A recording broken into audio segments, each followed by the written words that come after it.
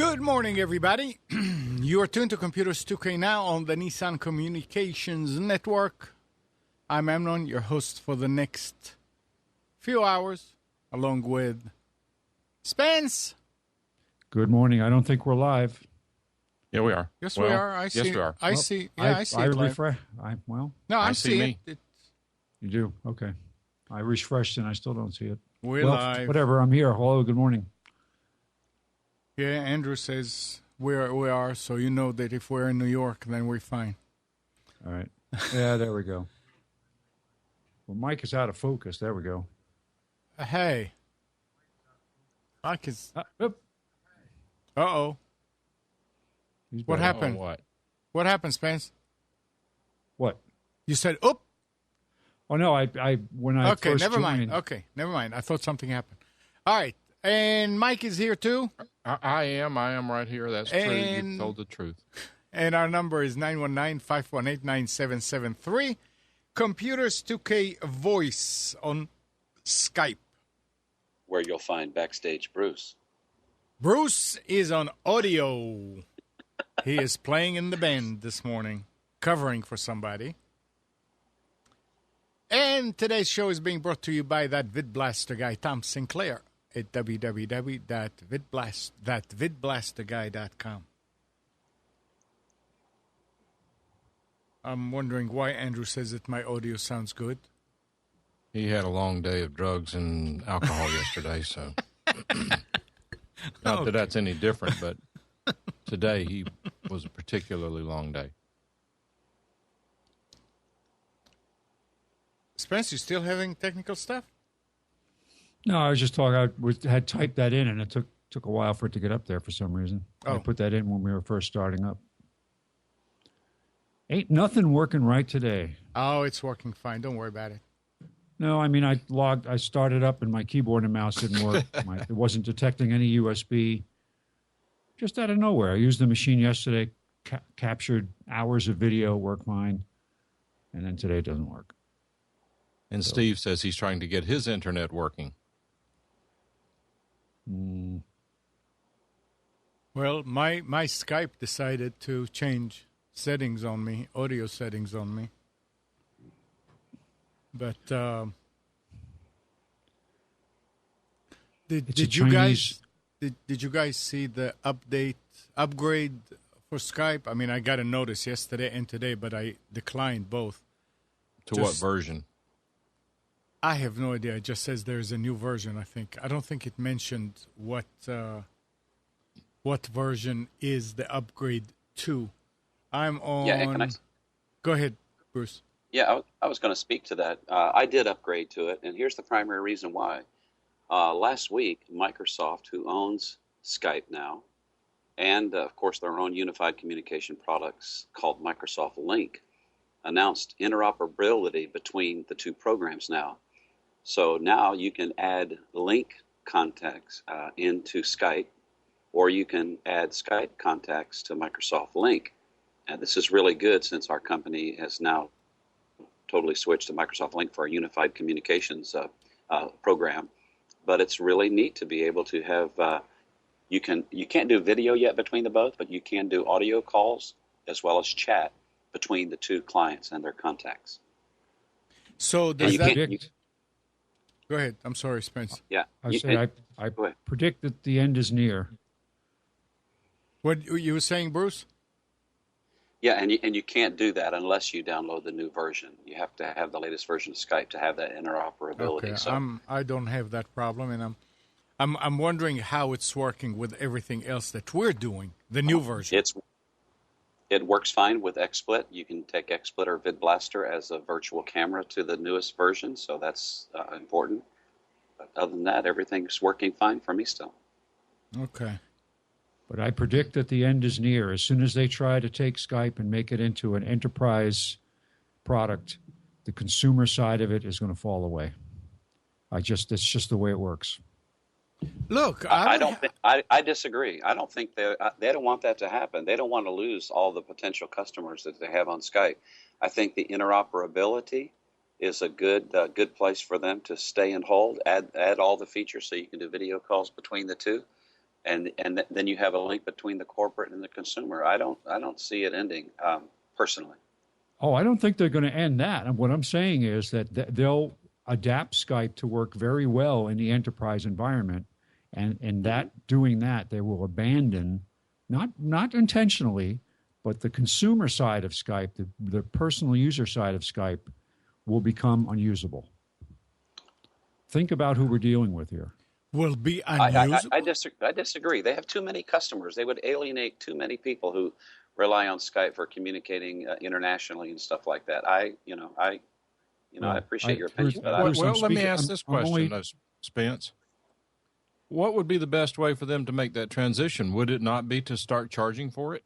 What I'm saying is that the fact that Microsoft bought Skype in the first place was, to me, the beginning of the end of Skype as being relevant, because they will, using their methodology and their market, the way they go to market and the way they treat their customers and the way they look for revenue, it will eventually become something that is not attractive. We're already talking about looking for alternatives to Skype, right? Because of all the issues. They're not going to fix the issues for consumers. They're going to fix the issues for the corporate user. Well, what was their reason then for spending all that money to buy Skype? I don't follow your logic at all.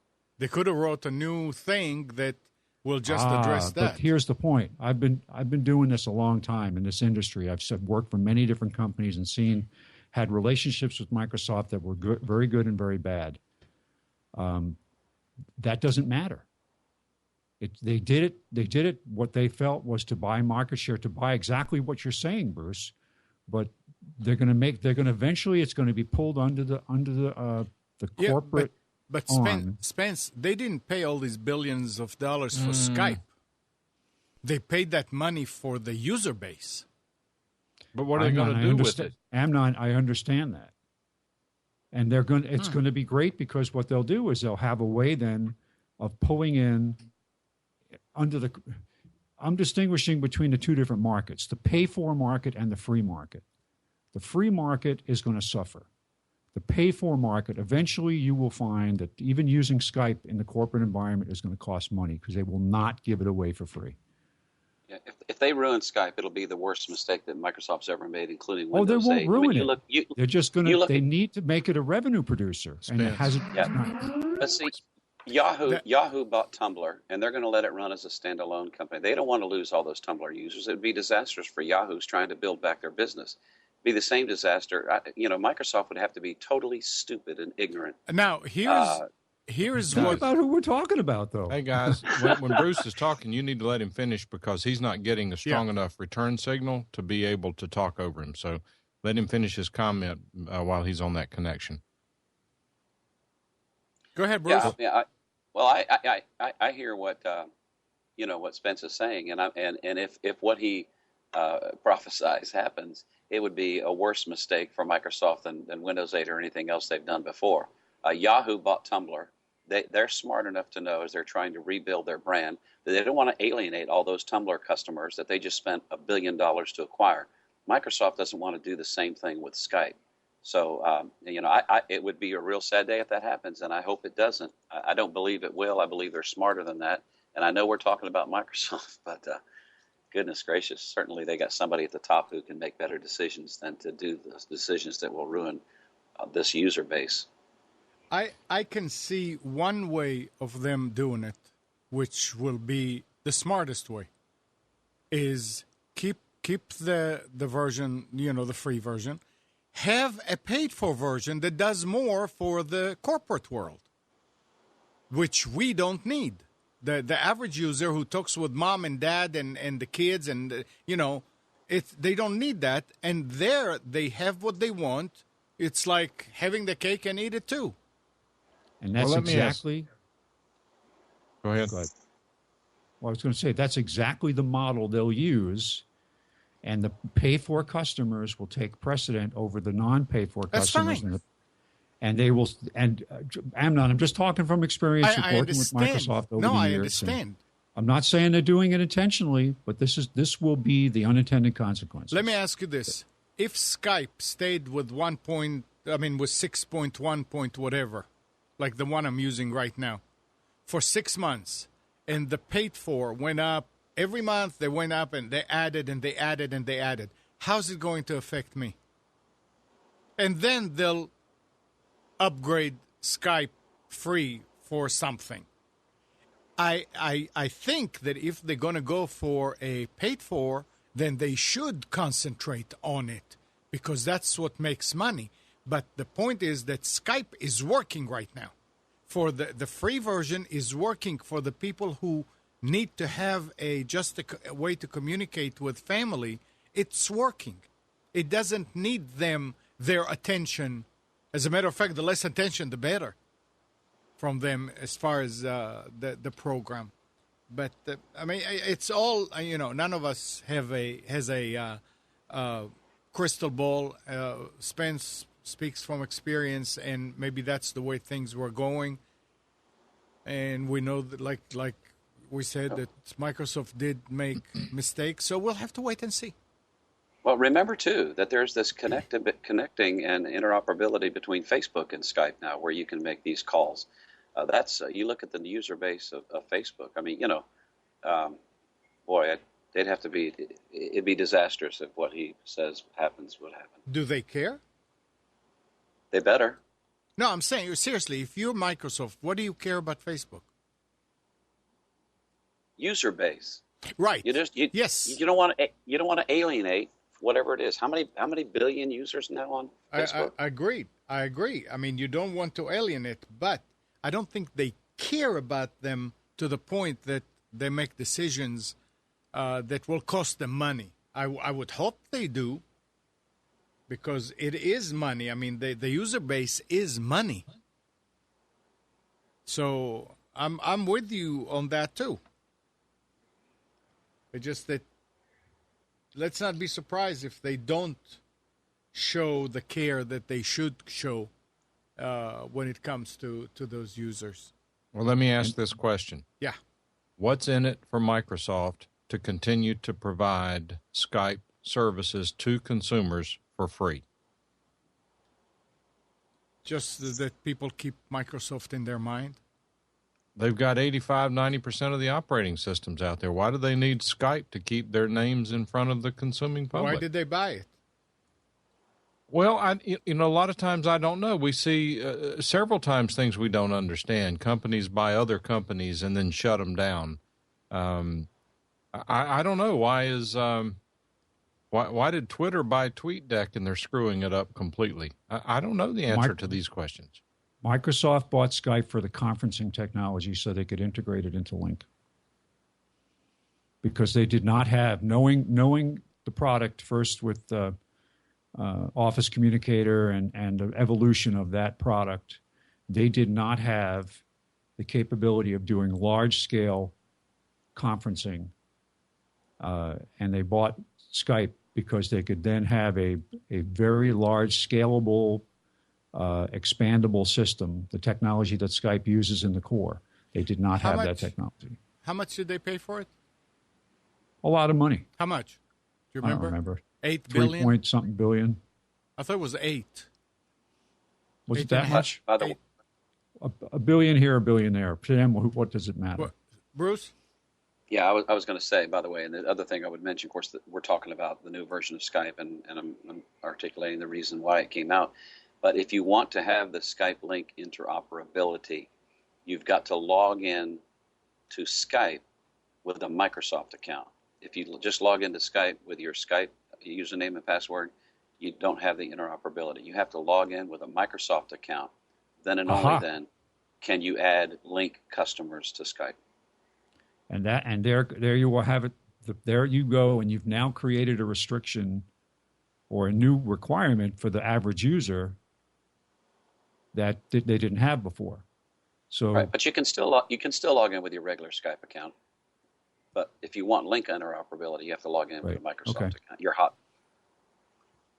Microsoft Hotmail or whatever Microsoft account you have.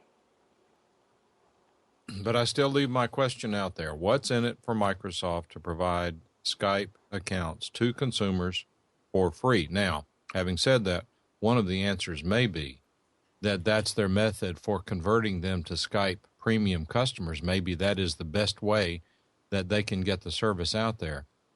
But having seen instances of Skype, well, that's good. Andrew makes a good point. They do have ads in the videos on the free accounts, but I mean, I don't know if the ad model is going to ever continue, but so people are so sick of it and learn how to block them at some level. But if Microsoft has determined that by providing free accounts they can convert more, that would be a good argument. But the point I was going to make is, as I recall, and I may be incorrect here, but as I recall, there have been instances when Skype has been down, and you would have thought World War III has erupted. It's amazing how many people depend upon the free version of Skype for their day-to-day lives. Well, there's also a corporate version of Skype where there are some pretty large companies that are using Skype as their voice-over internet protocol, having it interoperate with their back-end phone hardware. So I got to run real quick, but I'll be back. I'm going to stay on the line, but I'm going to mute while I go play another song, and then I'll be back. All right. Good morning, Steve. Good morning, girls and boys. And how are you? Absolutely splendid, thank you. Good. Well, good. I want to go back to that Skype thing. Spence, don't you think that 1 billion, 2 billion, 3 billion that they paid for it would have paid for a whole slew of programmers to sit down and write another program for Microsoft, and it will save them billions? No. No? Yeah, I agree. No. The answer is no for two reasons. Okay. Number one, there could be patent issues. If Skype has found a way to get the maximum out of the technology based on the available bits and bytes, then there's something to be said for that. But secondarily, these big companies that have so much cash, they'll pay 10 times the value of what it would cost to do it themselves for the assurance that they have a solution. And that's because some executive somewhere says, I can go spend $100 million and take a chance on beating Skype, or I can just go ahead and spend $1 billion and get it. They'll go for the $1 billion every time. And So who they don't knows lose their what jobs. happened? Who knows what was happening in the background? Like Mike said about patent issues, there may have been a patent issue. Microsoft is well known. Well, I shouldn't say well known. I am aware of a settlement that was between Microsoft and another company over source code that was mysteriously showed up over at Microsoft. And in order to alleviate that, they had to sign a partner agreement that was in place for many years to avoid the patent lawsuit. So they're not. I mean, there's a track record there for borrowing technology. So who knows? They may have been reverse engineering Skype and Skype figured it out and said, "Wait a second here." All right, fine. Be like that. There's also I'm literally talking from years of experience of working with Skype. And we had a partnership with Skype that went south when Microsoft bought them.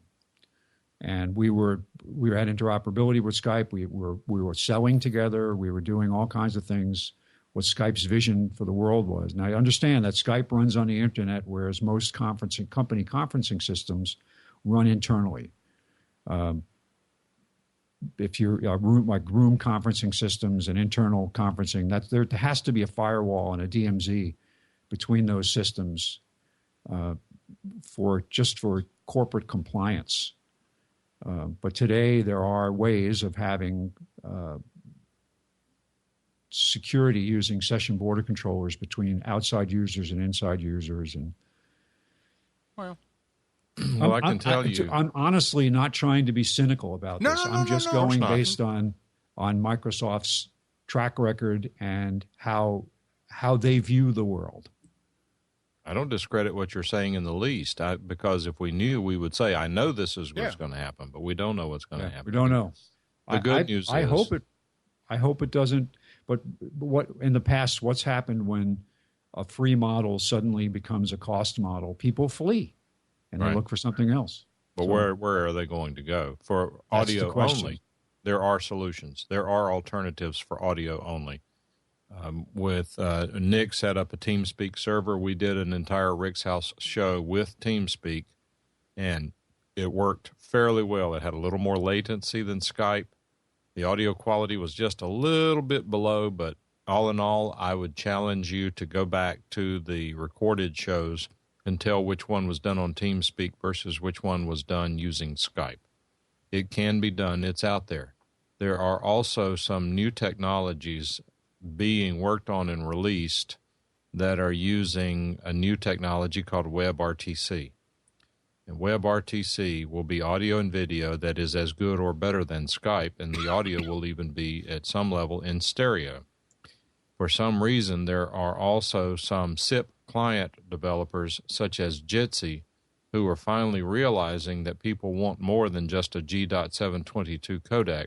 They're including the Opus codec, wideband, super wide, ultra, mega wideband codec, which has the capability of going up to 500K. Although they do cripple it, they're getting the message from people that some applications would prefer that they not be crippled. Jitsi, which is at jit.si.com, as I recall, but it's certainly at jitsi.com, is a SIP client that unfortunately is written in Java, which is garbage, in my opinion, but it does work. And a guy with whom I interface on the internet, Michael Graves, who's dead into SIP technologies and things at a very high level, he has done some testing with Jitsi, and he says that he was able to connect with a 48K sample rate. Well, the sample rate doesn't tell you everything. It's the data rate.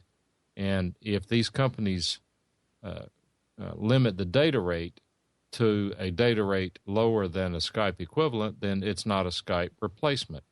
But as time goes on, I'm optimistic that we're going to be able to get audio and video.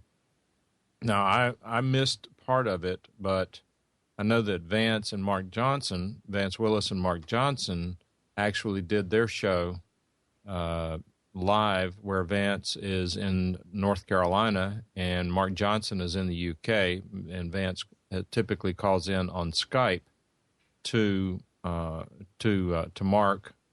But they did a show using a separate box, and maybe Andrew remembers the name of it. I don't remember the name of it, but they did an entire show that was Skypeless. Now, this may be a very expensive box. It may not be bandwidth efficient.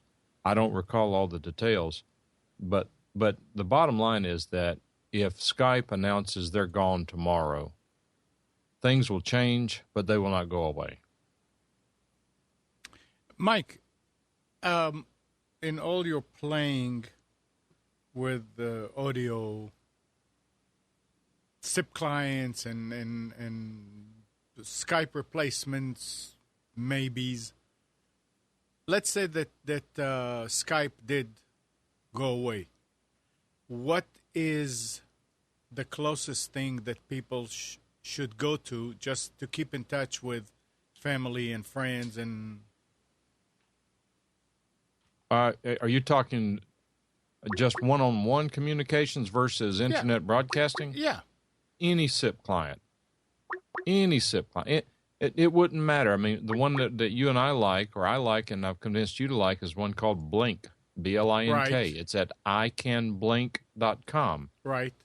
See, Skype is and Rob is saying Google Talk. That's sort of a good one. The quality's not as good, and it's a little more cumbersome, but it does work and it works well. But if this disappeared tomorrow, and you and I wanted to communicate using a SIP client, let's assume we're out of town, or if I'm going to contact Andrew, we're going to do a SIP client, because the quality is, again, it's not as good as Skype, but Andrew uses his webcam mic to talk anyway, so there's no quality there, and I really don't care what I sound like to him, so it would work extremely well. But as far as broadcasting, and this is where the dilemma presents itself, in that we are a infinitesimally, microscopically insignificant portion Correct. of the Skype market, in that we want 720p video and unlimited bandwidth audio. I mean, this is what we want. Anyone else, the rest of the market looks at it and say, you don't need that. Why do you need that? Right. So that's what there are other plans. That's why I wasn't asking about us. Well, as far as quote us unquote is concerned, if for the other 0.0000001% of the market like us, then if we had to come up with an alternate solution next week, my first suggestion, I'm sorry Bruce is not here, but probably my first suggestion would be Zoom.us, in which case we would do a video conference call and you would do your screen caps just like you're doing it with Skype. Mm-hmm. The video quality would be as good or better than Skype. The audio quality is not quite as good, but audio is not important, so it wouldn't really matter. And we would be on the air with video, and I have a paid account, so that would not be a problem. And in fact, Amnon at some point, and we need to play with it. Whoever's here, particularly, I guess Andrew. I want to do some, and Nick. I want to do some playing around with Zoom.us because they have updated it several times since we've played with it, and my account has got about 11 months left. And then we decide whether we want to maintain an account to have it available. But it's amazing how good the quality is. If we were doing HD video, I don't know that it would be worthwhile. It may be, but I will say that but for the video that we're doing, which is not HD, it would be more than adequate. What is it cost per month, and what do you get for that? It's $10. Well, you can get it for free. You can get up a 40-minute conference call for free. But the pay for version, what do you get and how much does it cost? It's $10 a month and it's unlimited. And how many participants? I believe it's 25. That's very good. Yeah, you can also get they do some different plans too for enterprises that offer like user management and stuff like that.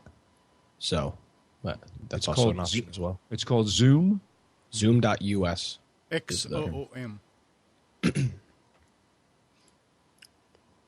funny. I have a meeting with a friend this week to discuss different video conferencing options because he's seen demos from different vendors and runs a small financial planning business and wants to have a way to do remote counseling, so to speak. Well, Zoom.us would be, you can do it with Skype, but Zoom.us in terms of it being a video conference, I would highly recommend that they at least give it a shot. The video quality is fabulous. I actually talked with one of the developers a month ago, I guess. They wrote their own codecs, and these guys were from Cisco or somewhere. These are not lightweights. These are guys who said we can do it better. They left, and they're out in the process of doing it better. I believe they're in the process of doing it. Nick and I have experimented unsuccessfully with another program or utility or service called Twelephone, which is it's telephone with a W, TWELEPHONE.com. What they do is Twelephone is a video conferencing service, probably much like Skype, but instead of maintaining their own user database, they actually use a Twitter API to get into your Twitter follower and friend or whatever we call them list, meaning that when I log into Twelephone, then I can say I want to have a call with Nick Craig, and since Nick and I follow each other on Twitter, then he's available in my list of users. When I send it to Nick, he goes to a website, and if it works, we can sit there and have a web chat. And lately, however, it has not worked. I contacted the developer about 3 or 4 days ago and said that we tried it a month ago, had no success. We just tried it again. We still had no success. Have you made any changes, or are you planning to release a new version that may address some of these issues? Because he said he was not having complaints from others about the issues. He said they were getting ready to release a new version with WebRTC in a few weeks, and I should probably wait until then to give it a shot. Well, Yeah, telephone. I find it very hard to believe that me and Mike were the only people that had an issue. We were probably the only people that were using it. That was probably the thing. Well, Very possible. you got to start somewhere. Well, it's a guy sitting in his apartment. Yeah, and yeah, I don't see the point of having a service out like that and not have it working for months at a time. It just seems completely useless. And then they're already putting paid models up on their site for support and stuff. So, Good morning, Nick. Morning. How are you? Fine. How are you? I'm okay. Good. Spell Twello again? Telephone with a W. Oh, okay. Telephone. Put a link in the chat room. Yeah, I thought so. I did a search on it. I didn't spell it right. Okay. So, Mike, you know how Namecheap was running that deal yesterday? One domain name. And it doesn't start till June 4th. Yes. I might just buy it today. Well, you can get it for $2.95, but use a new account so Steven gets credit for it. I will do that, actually, yeah.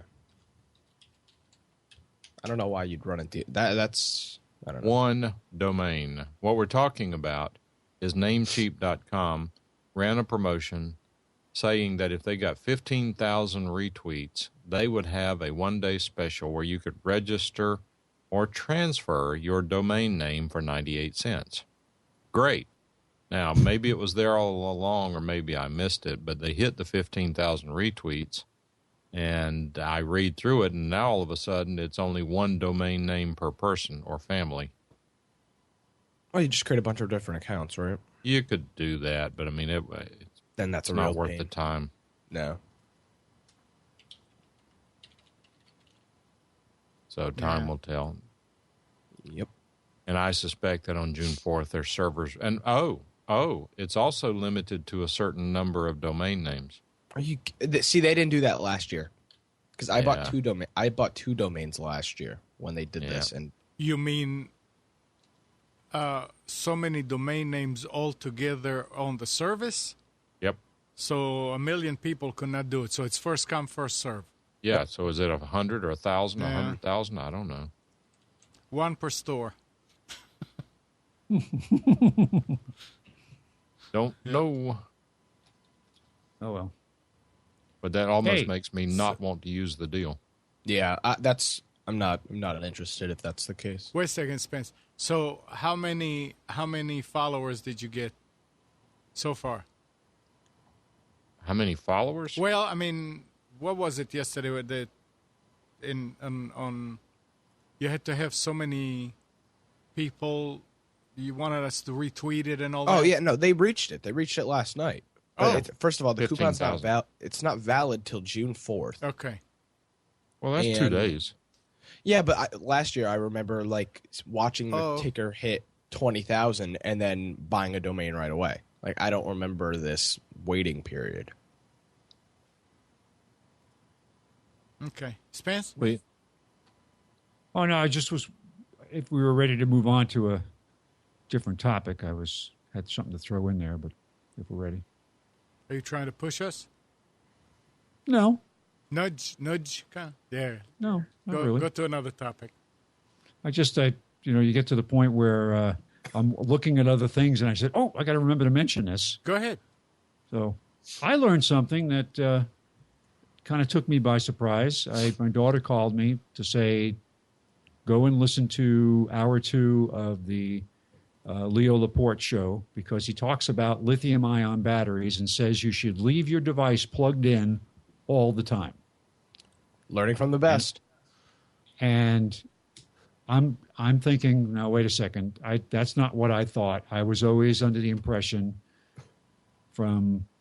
even from manufacturers will mention that you should use your battery on your laptop. You should plug it in, you should unplug it, you should run it down, you should plug it in and run it back, charge it up again. That if you just left it plugged in, that the battery would in fact go bad. And that used to be the case with nickel metal hydride batteries, but with lithium ion batteries, the technology and the circuitry that controls the way they control it because of the danger of fire and all that, the charging gets shut off. But he said it is not common knowledge, even manufacturers will tell you this, you should leave your device plugged in. And the logic behind it is that you say a battery is rated at 500 full charges. Mm-hmm. So if you have a device and you discharge it 50% and recharge it, that's half of one of those 500 charges. So you've now lost that much capacity. You run it down to 1/3 and you bring it up again. So it's all cumulative that will eventually lead to the demise of the battery. So it does not hurt it to leave it plugged in and prevents it from going through these cycles, which are all cumulative and will actually extend the life of the battery by leaving it plugged in. So I walked away from that. I had to go back and listen to it a second time to say, wait a second, is this really what he's saying? And yes, he is. He said he's done a lot of research on it, and he talked to people, developers and scientists about it, and it in fact is true. You should leave your laptop or device plugged in. Leaving a device plugged in without batteries, yeah. He says with the battery in there. Wait. No, I mean devices that don't have batteries. Oh, desktop, of course. Sure. Stuff like that, in order to prolong its life. I would look at it as, yes, maybe it will extend the period of being able to discharge and recharge the battery. But will the battery be able to hold the charge for as long as it's supposed to after it's plugged in for a year and it never, ever seen? Because remember, they said that it doesn't have memory, but then we got reports this, yes, it does have memory.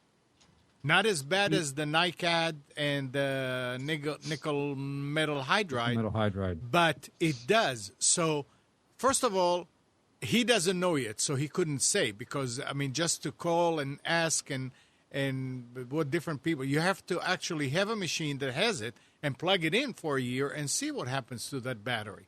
I would think the battery would lose period, the length, the period that it stays up and powers your machine. Instead of being 3 hours, it'll go down. I would think. He said that was not true. Well, he said I'm just telling you what he said and how I understand. He was very adamant about it. And okay. I went back and listened to it again. All right. So when you talk about it to somebody else, say Amnon said that it's not. I mean, are you saying that Leo Laporte knows better than Amnon? Oh, watch it. I'm sorry. Amnon has the button. That's right. Oops. No, I mean, seriously, it's you have to experiment with this. You can't just base it on theoretics. What he said was that he has talked to industry people. These are developers of the technology, the people who develop the battery, scientists or whatever. And he said some manufacturers are still telling you should discharge and recharge to keep the life of the battery, when he's saying that's not true because of the way the batteries are designed and the patterning that they use for total number of charges. So it's all theoretical. Well, I would say, Amnon, they have to have put this stuff through tests. I mean, they don't introduce these products without putting them through wait this. a second. Who's they? Oh, a manufacturer. When they produce a new laptop. Stop right there. You just said that manufacturers tell you to discharge and charge. Some manufacturers. So that means they did put. Did Leo put anything to test? I doubt it. I'm not going to bring stuff up anymore. No, but it is something that we can talk about. But the point here is that manufacturers tell you, and today, if a customer asks me, I will tell them that if they have the machine docked or plugged in most of the time, then maybe once a week, maybe once every 2 weeks, disconnected, let it go down and plug it in again. So instead of doing it every day, do it once every 2 weeks. I would say that. Well, he countered what he said. Okay, if you take a device that does 500 charges, and you never just charge it more than 50%. Right. that would be the average. He was talking about an average device. That would be like 3.5 years worth of battery time. Right. Before the thing. And he said that's probably beyond, if you're talking about a phone, that's probably beyond the life of the device. Sure. Nobody's going to keep it that long. But he was specifically talking about laptops, how the people were under the impression that you should do this continuously. And I did it too. I would disconnect and reconnect. Don't forget to run it on the battery once a day. And he said the reason this came up now is because the iPhone 5 is the first phone delivered by Apple that typically requires, depending on the network, that you plug it in sometime during the day. You can't get a full day out of it without either turning off 4G or doing something, making sure it's only on Wi-Fi or whatever. And that's what brought it up, is about, I'm plugging my thing in, is that okay? And I should go and get the clip and play it. Well, here, I don't know about Li-ion, but nickel metal hydride, that's the kind of battery different. Nickel metal hydride is not the same technology and doesn't follow the same rules. Right, but it was said that unlike NiCad that has memory, it does not. You can run it 50% and charge it, and it's fine. It will still remember. It will know how long it has. The battery that I have on the laptop that's connected to the computer, to the TV in the living room, an old Dell, has a nickel metal hydride battery. If I unplug it from the power, it dies right away. It was a brand new battery that I put in there. I just wish that all these laptops could work without the battery inserted. I don't understand why you have to have the battery inserted in order for it to work. I can tell you. Okay. A computer operates off of DC. You plug it into the wall, it's AC. Because converting AC to DC requires storage medium such as electrolytic capacitors, often the design of the computer is such that some of the power supply filtering is provided by the battery. Oh. Okay. And what that does is that allows them to make the electrolytic capacitors in the computer smaller, and they're cramped for space. Okay. Theoretically, you would think that there would be enough filtering in the external power supply, but they're trying to make them smaller too. So I think that's sort of a crappy way to design a computer, but that's what I understood, is that they rely on the battery to provide some of the filtering for the power supply. I know what I'm about to say is absolutely pointless, but Mike is correct, yes. Oh, Mike is absolutely pointless. No, okay. I saw who said that about the Eric Apple. is taking Leo to task in chat. Yeah, Eric is saying that when the battery hits 500 charges, what happens? Yeah, I was just answering in chat. On the Apple, on the Mac, they tell you to buy a new computer.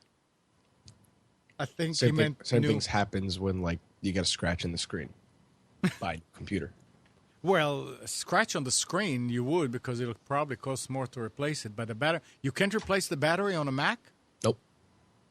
Somebody can.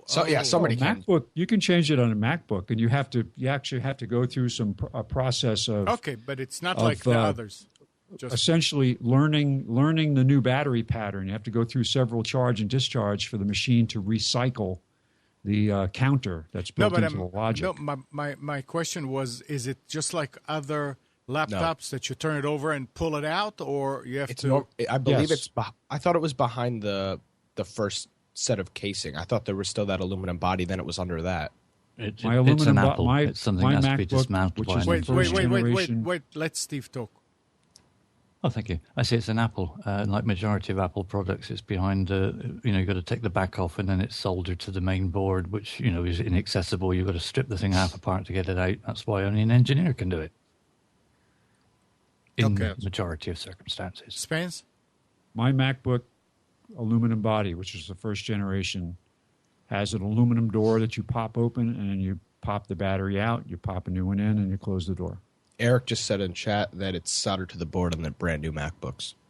But when it's soldered, it can be unsoldered. So all I'm saying is that, and I don't know what I'm talking about here. I'm just suggesting, as I mentioned before, there's this company here in Raleigh called TriangleCellularRepair.com.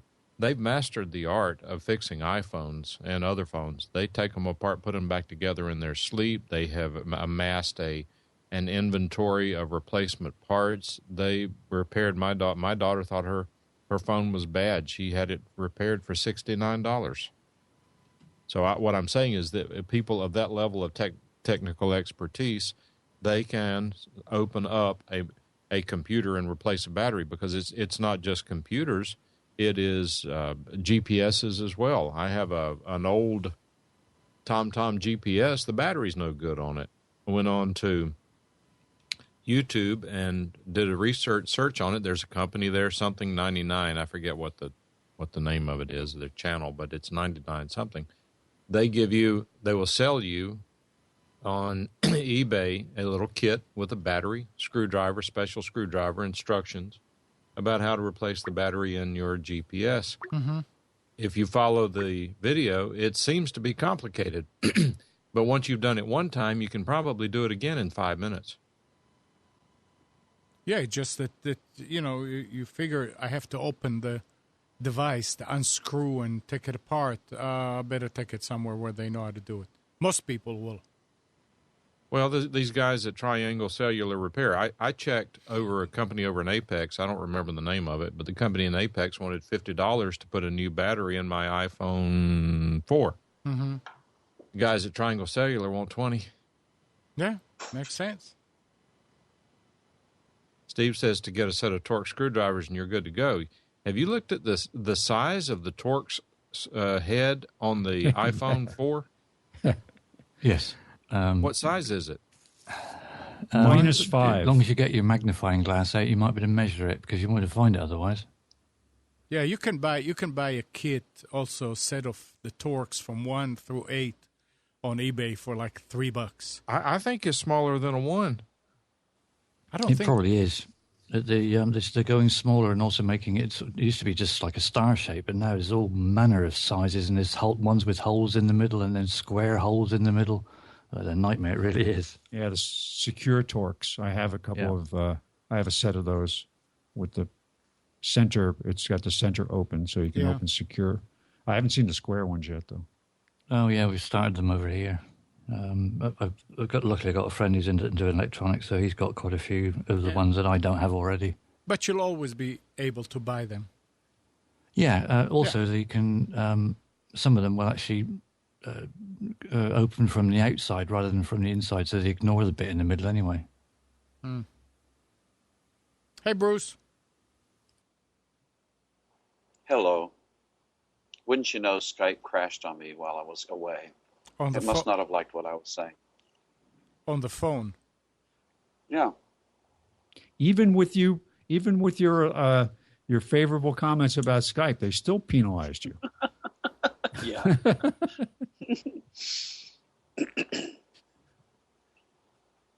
Oh, I don't know, guys. I just, I said before I didn't mean to be cynical, but I think I'm unfortunately affected by 30 years in the communications business and working for many different companies and competing against companies and seeing alliances come and go and sell this because this is what we have and it's the best thing that ever happened. And, well, what if it doesn't work? Doesn't matter. Sell it anyway. So I'm just... That's where I'm coming from. It's fine as long as you are open to other opinions. That's all. I mean, these are all opinions. I will give people the benefit of the doubt the first time. I want to believe it works. I still get excited about technology. I see something the first time, and I get, that's really cool, and I go, wow, I got to have that, or I got to use that. It's when I'm disappointed when it doesn't do exactly what they say. That's where I get in trouble. We have to remember that bottom line is everything we say here. Well, most of everything we talk about here is our opinions. and it's our opinion from our perspective, from our experience, from our whatever. It's none of this is cast in stone. It's cast in mud. Well, in ice. Hey, have you guys anybody seen or have you guys talked about yet the this new little 7-inch Android Nexus 7 clone tablet that's available at Walmart now? It's called the Zero. It's spelled SERO 7. There's a pro version and a plain version. The plain version is $99. It only has a front-facing camera and a dual-core processor. But the pro version is $149.95. It's got a Tegra quad-core processor, 5-megapixel camera on the back, which the Nexus 7 doesn't have a camera on the back, 2-megapixel on the front, micro SD card slot, HDMI out, Jelly Bean 4.2, $149. I know some folks that have bought it and that also own a Nexus 7, and they are quite impressed with it. So if you're interested in a small tablet, check out the Zero 7 Pro at Walmart. If you can find one, they're selling like hotcakes. Did you say this was also a phone? No, this is not a phone. This is just a tablet. Right. It's a Nexus 7 clone. But feature-wise, and it's got the same resolution screen-wise as the Nexus 7 does. Has the same Tegra quad-core processor, but it's got a really nice rear-facing camera, micro SD slot, HDMI out, which the Nexus 7 doesn't have. Better speakers. It's got stereo speakers on the back. The sound quality on Nexus 7 is really not good at all. But this one's really nice. And for $149, I think it's worth taking a peek if you're in the market for a 7-inch Android tablet.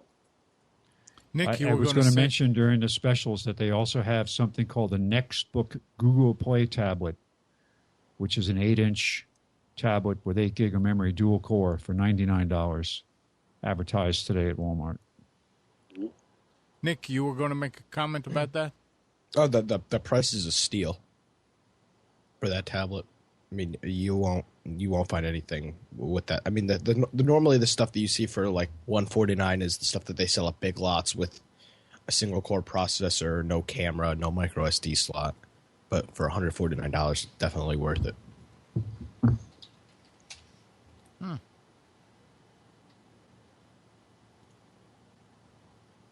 919-518-9773. Computers 2K voice on Skype. So what does it mean that it's a Google Play tablet? It just means it's connected to the Google Play Store. Oh, okay. Yeah, and I think the $99 one is the Zero 7, not the Pro. They have two Zero 7s. They have a regular Zero 7, and then they have a Zero 7 Pro. The Zero 7 that's not the Pro is a dual-core processor. It's $99. It doesn't mention that name in the ad. Oh, really? Yeah, it just says Nextbook Google Play tablet. But it's an 8-inch tablet. So this might be yet another product. But even that, an 8-inch tablet, dual core for $99. Yeah. 8 gig. Front and rear camera.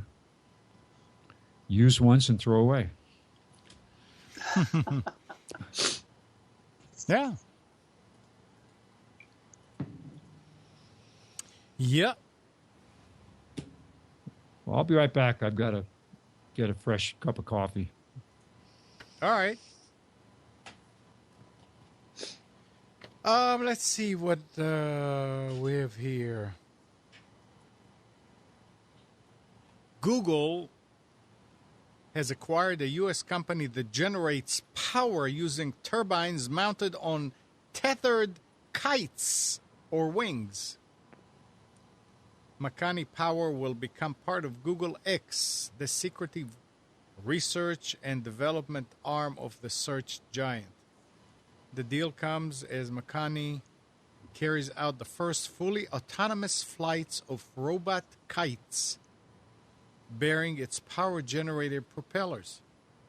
Google does not say how much it paid to acquire, but it has invested $15 million in the company previously. I didn't see any information about it, but it's interesting. What do you mean? If it's flying, it uses power. How is it generating power? I don't know. Does this have anything to do with the story last week or a couple weeks ago about these Google Zeppelins? You know, these blimps that are going to provide Wi-Fi in some third world countries. Did you see that? Did you guys ever talk about that? Or are these stories connected? No. Yeah. Yeah, there's even some pictures of these little Google blimps, and yeah, it's going to provide some long-distance Wi-Fi community for remote parts of third world countries. It's quite interesting.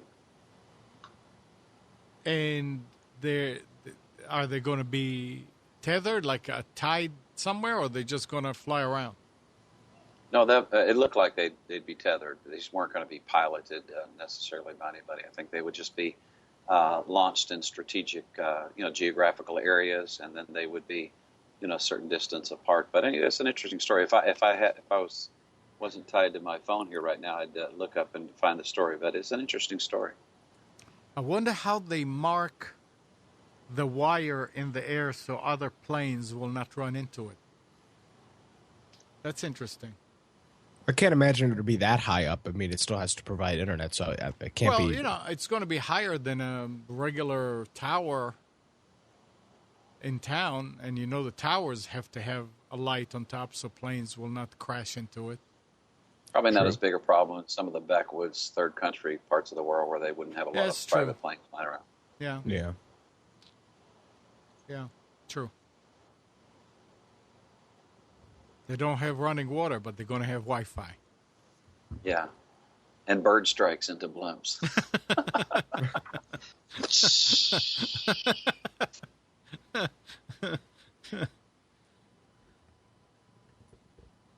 Hey, Amnon. Yes, sir. Let's talk about the blog. Let's talk about our blog. I guess nobody's using the blog on Computers 2K now. It's early. Early for what? It's early for you don't give up that quickly. I'm going to put some stuff on it, but I have not written an article since the blog has been up. Well, I kept on writing about the different shows, and I gave up at the end of April. I said, okay, nobody's even reading it. Well, nobody knows about it. I don't know.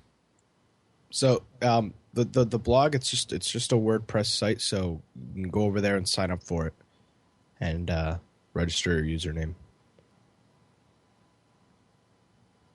Yeah, and the idea was that it will give you place to make comments. It will give those of us who are not on the live show the ability to go and read what was talked about on that particular show. But or even ask a question during the week and answer it on the show on Sunday. Right. I was actually going to do away with the forums because the forums have not been used in a real long time. I mean, years. But I guess nobody reads and nobody writes, and worse, nobody even reads. Well, that's sort of a good segue into something that I saw this morning. Yeah? Okay. Which I'm sure Nick will appreciate this. It was my first foray into Reddit. Oh, geez.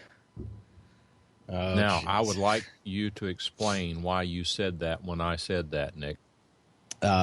Because there are there are lots of inappropriate things on Reddit. Use it? Well, tell what Reddit is. Assume no one has ever heard of it or seen it. Give us the rundown. So basically, Reddit's like a big forum board.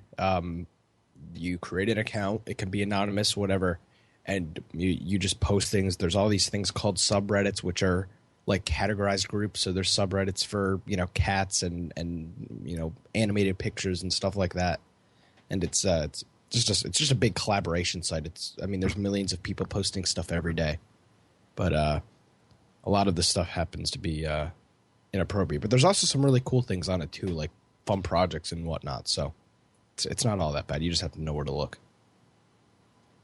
But so what were you doing? My comment about that is that people are writing. Yeah, people are writing. On Reddit? They're writing. Yeah, they are writing as evidenced by the participation in Reddit. Right. Yeah. Yeah, there wouldn't be Reddit if people did not write. So So for what value is Reddit? What purpose is it? Is it just a place to go blow steam? Is it what place to pick up women? I mean, I don't know. What's the value? Just blow steam. I mean, that's what I use it for. I don't use it to gather news for sure. No, well, you know what? The thing is a lot of these. There's a lot of I pay attention to the gaming and technology subreddits because these are people that have ties and connections with these companies. So sometimes news breaks first on Reddit because it's so quick to write a sentence, put it up there, and when a gaming or technology site has to write out a whole article, has to get somebody on the story, has to gather pictures and sources. Sometimes the news is first on Reddit before it's anywhere else. Well, that's true for Twitter too, though. Yeah. My subreddits. Do I have any subreddits here? Animals, announcements, Ask Reddit, atheism, AWW, the best of, blog, funny, gaming. I mean, the Reddit, from what I've seen, is no harm intended here, but it's for kids. I would 100% agree with you. But not all of it. Like there's like I believe there's a DIY subreddit, and that's the cool place to go look at. There's a lot of people that are doing cool DIY projects. So I mean, most of it is like the gaming and technology and stuff like that. But there are also some very useful Reddits on it as well. And how are there people there? Let's talk about podcasters and broadcasters. Are they on Reddit promoting their shows?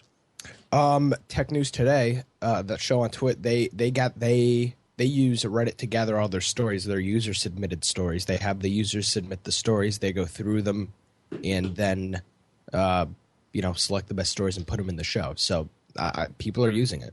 Do they have their own subreddit, or did they just pick one that was already active? They have their own. I think it's Tech News. That's actually a brilliant idea. Let's see. So if we limit it to... As opposed to subreddit, reddit.com/r/Tech News Today. Put the link in the chat room for it. But I mean, it's a complete subreddit. It looks, I mean, this is like the benefits of some stuff on Reddit, and this looks like a full web page. Tech News Today, and this is Twit. Yeah, this is Twit's Tech News Today. But it shows there's lots of power behind it because of.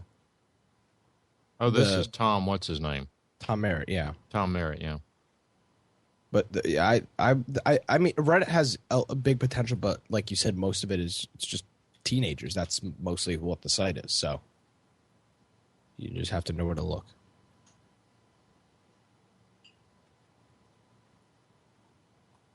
Well, I'll spend some time looking around. I'm certainly not up on it, and I don't mind being up on it.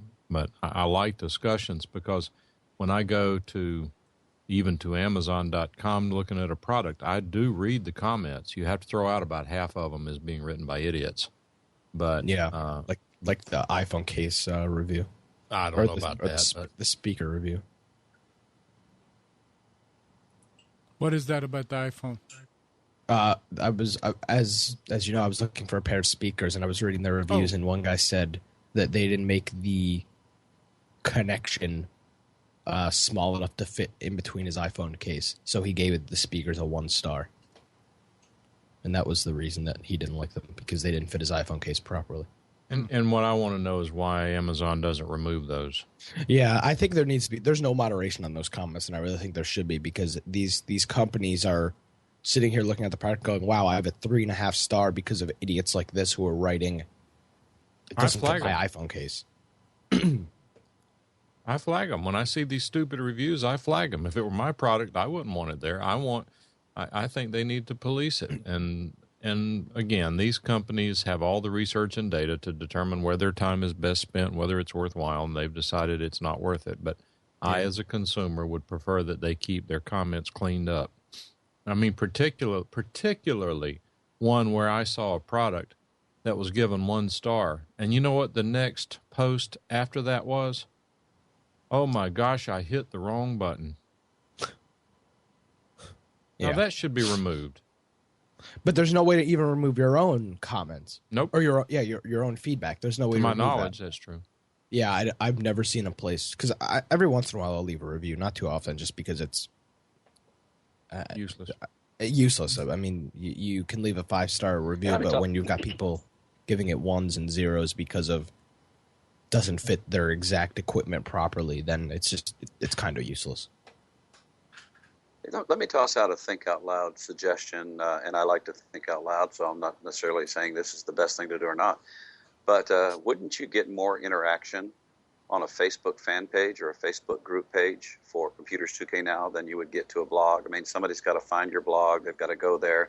They've got to learn how to comment and how to go back and read it. But, in a Facebook group page or fan page, you get automatic notifications when people post it, depending upon what your notification preferences are. I would think that you get more interaction. I think the answer to that question is absolutely yes, but that is probably not the primary purpose of the blog. I think the summaries are, the idea is that if we have a discussion about Google Glass or something, and the show notes are listed there, as today we talked about Google Glass and Google representative Joe Smith came on to talk about it. Somebody's trying to find out about Joe Smith. They find it, and then all of a sudden the idea is that they are more people are exposed to the show. It is established that those sort of search Google connections help build the awareness of and following for the show. So I think it's a different purpose. In my opinion, Bruce, I think you're exactly right that if we were trying to grow this show into a commercial venture like Tech News Today, I think the answer to the question is we would do both.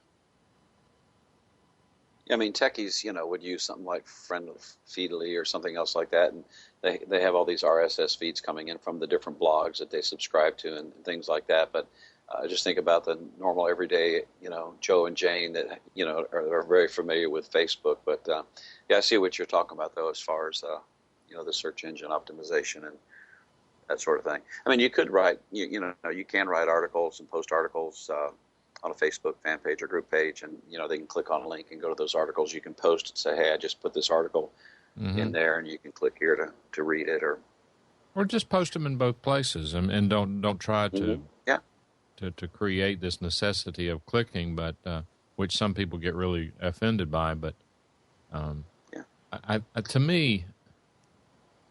to me, having the blog, I'm not sure why you brought it up, Nick. Did you bring it up because nobody's using it, or because what? Well, me and Amnon were talking about it last night. We said we'd bring it up on the Amnon and I. We're talking about it last night, and we said we'd bring it up on the show today. Yeah.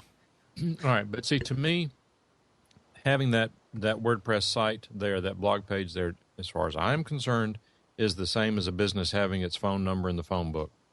You don't go look at it every day and find out how many people have looked it up. You look at the success of your business to see if you're getting phone calls to sell your product.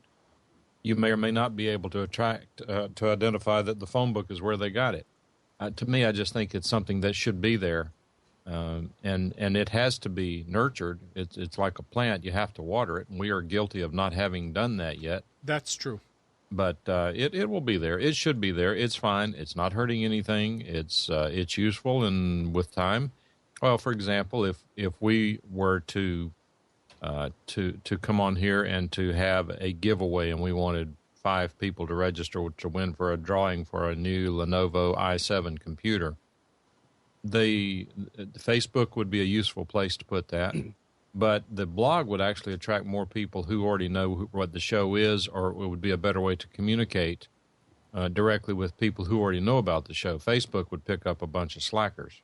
Yeah, and also with the blog, you have, you can select your username. You can be anonymous with the blog, or somewhat anonymous with the blog. With Facebook, it's your public account. You might not necessarily. Some people keep that separate from everything else. So it's also a benefit of just having a WordPress blog where you can just create a username. So it doesn't hurt anything. No. Oh, Jeff brings up in the chat room that Reddit's also good for AMAs, which are Ask Me Anything. That's what it stands for. And basically it's celebrities or other people that people look up to, and they go on and people just ask them questions. So that's something popular about Reddit as well. Yeah, but just ask me anything. I guess these are generally famous people who do it. Yeah, like your favorite President Obama did one. Yeah, like he's going to answer any question. Where were you? Never mind. He did answer loads of questions, all the ones that were predefined and prearranged and okayed by the security agencies beforehand. Aren't we cynical? No, they were, honestly. I know that.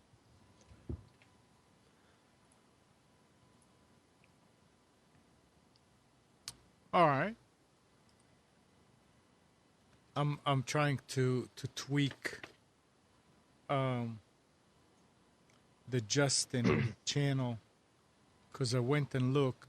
I mean, I was actually trying to see what the quality is, and I went and looked at the live shows, and we don't show up anywhere as being live. And you have to select your category properly. Well, I'm trying to figure out where I put the category, and I don't see in the menu anywhere to change or to see what the category was. I may very well not picked up the right category. But I don't see anything anywhere in the setting of the channel or the account that says category. I wonder, there's channel title and there's a description, but that's it. It's interesting.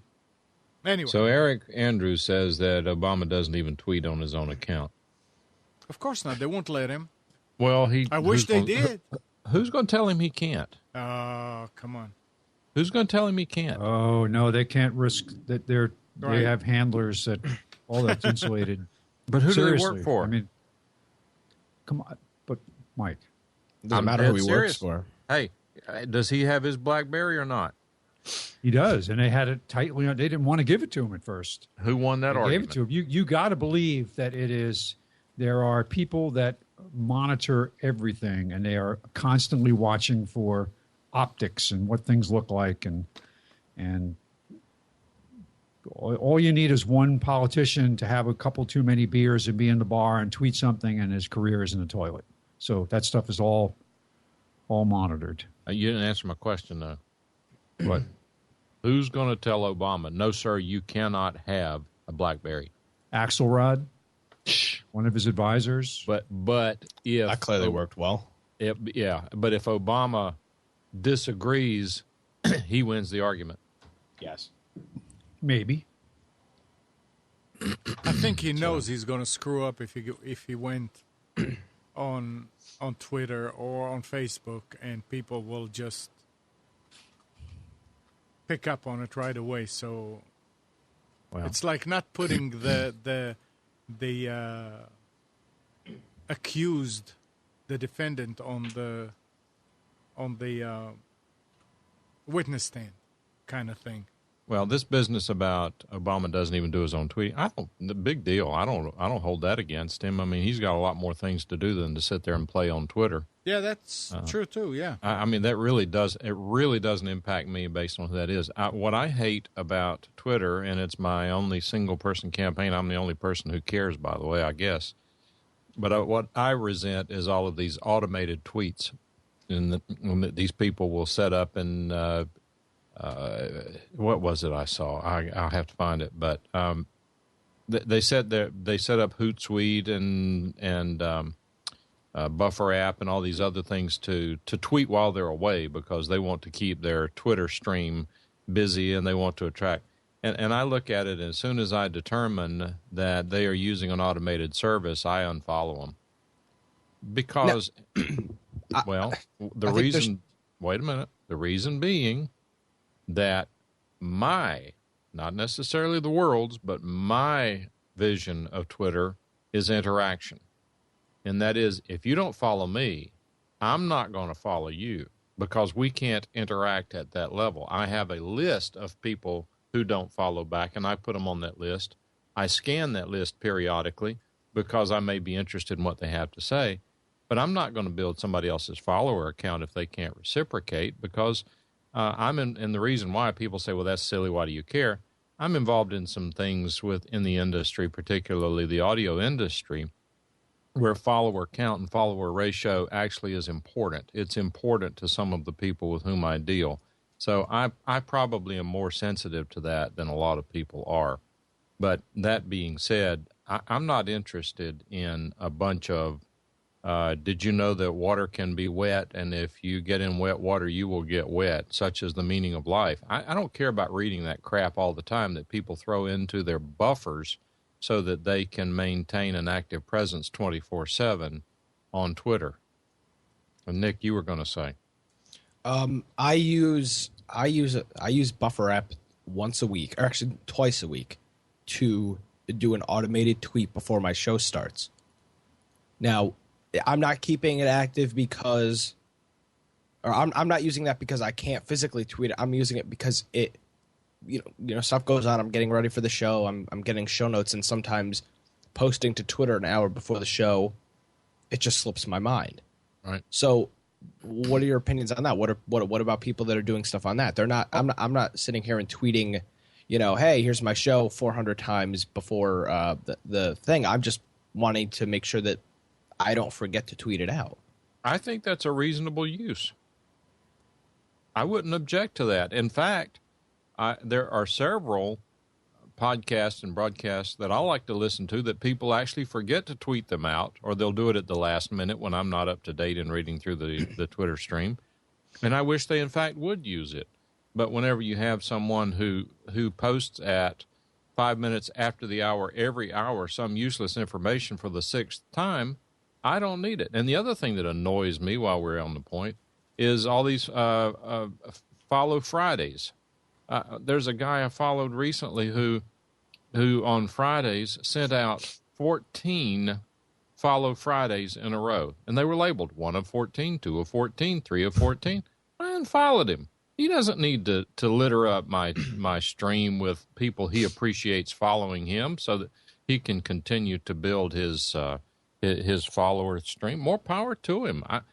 It would benefit me to have 5,000 legitimate followers because of the kinds of things I do with some of the audio manufacturers, but only if those followers were interested in the topic.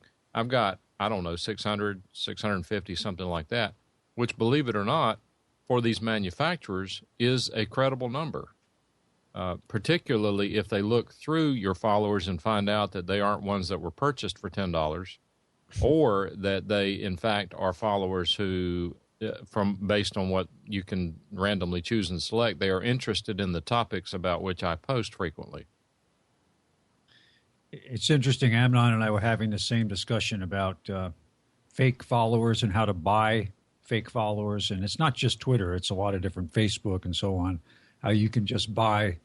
I put a link up in the chat about an article from PR Week talking about as many as 20 million Twitter accounts are fake. I think it's probably far more than that.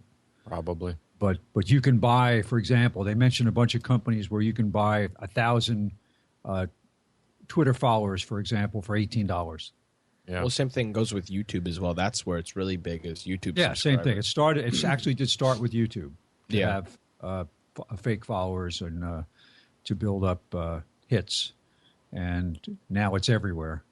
So it's interesting. So if people are basing some type of advertising money or a cost of advertising, it's kind of like the Nielsen rating system. That's so inaccurate. They're trying to figure out a way to do it so it's accurate, but without being intrusive. Well, without being intrusive on the people who don't care or care about their privacy. Some people don't care, but in order to collect realistic data that they can use for market research or to say how much advertising costs and all that, it's all fake. So people wonder why a show that everybody likes goes off the air. It's because they hadn't figured out how to get the fake ratings to keep it on the air. Well, Minor LA commented in chat, and I think it's a good point. We skipped over it, and that a lot of she's politically in the political world, a lot of the political campaigns either have a staffer do the tweeting, or claim that the staffer is doing the tweeting for plausible deniability. Right. Yep. Too bad Anthony Weiner didn't have one of those staffers on working for him there to do his tweeting. Well, if you're going to do that, you've got to be really good at lying, too. Well, it looks like he's actually, I don't know, guys from New York. What's the situation with him now? Is he taking the lead in the primary for the to run for mayor? I heard he was like real close to his opponent. I have no clue. Yeah, very interesting. Here's a guy that should be, resign in disgrace and just go do something else. Within less than a year of trying to revive himself as the best thing that ever happened in New York, and then I'll go be the mayor. Why not? You look at what all these other politicians have done and gotten away with. Why should he throw himself on the sword? Oh, I know. Well, look at Mark Sanford in South Carolina. Here's Perfect the guy example. who resigned in disgrace as the governor, and now he came back and won the special election for Congress. It's incredible. I grew up in New York, and I guess I still have that political cynicism that comes with growing up in a large metropolitan area where everything is bought and purchased by political favors. Mm-hmm. And so it was actually refreshing to move to North Carolina in the beginning because I didn't understand that the political system was just as active. It just worked differently here than it did in New York. They keep it undercover better here. Yeah. They smile. They have much broader smiles when they stab you in the back. Yeah. But very interesting. I found it. You found it? What were you looking for? I found it. I was looking for where to change category. So, Amnon, what do you plan on doing with Justin TV? Just the 24/7 I do it to Justin. Okay. Yep, and now we're there. That's right. There it is.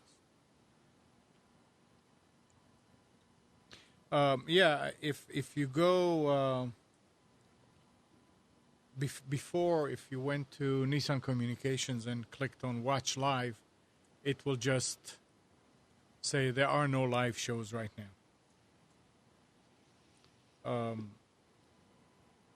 So now that I'm doing 24/7 to Justin, it picks up that, and I'm just sending out, broadcasting previous shows and just mixing them together so people can watch other stuff.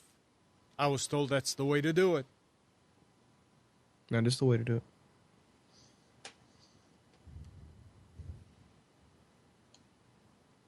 Okay, let's see what else we have here to get the ball rolling again.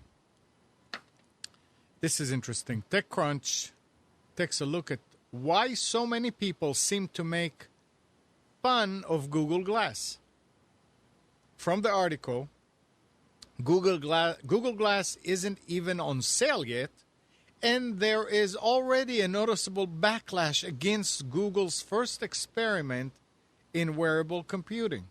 It's odd to see a product that was greeted with so much hype a year ago endure the love-hate cycle so quickly, even though there are only a few thousand units in the wild. Sure, we've done our share to popularize Glass Hole as way to describe its users, but the backlash seems to go beyond the usual incendiary tech circles. I guess a lot of people are afraid of it, or are warning everybody else about it because of the privacy. I mean, you don't know that you are on camera. Well, I think it's the thing to attack de jure too. It's just like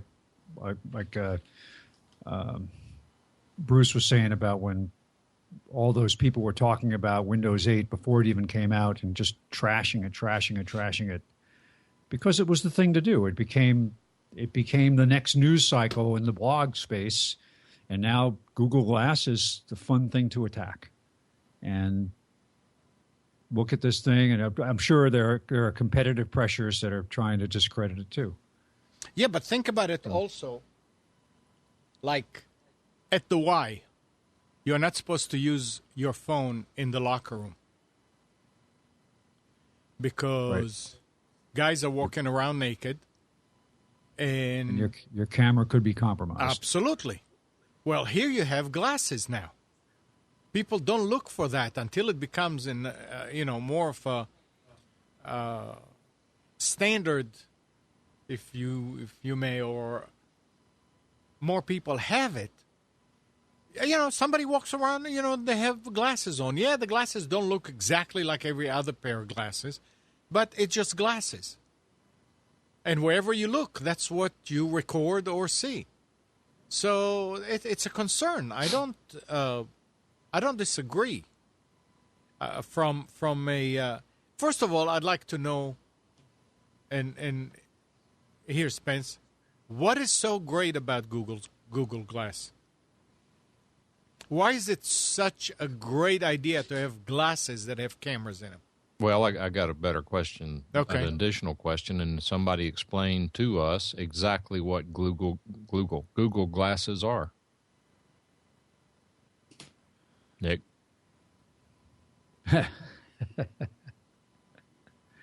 Nick is gone, I think. Well, Google glasses are a prototype experimental device that's worn like a pair of glasses that has it's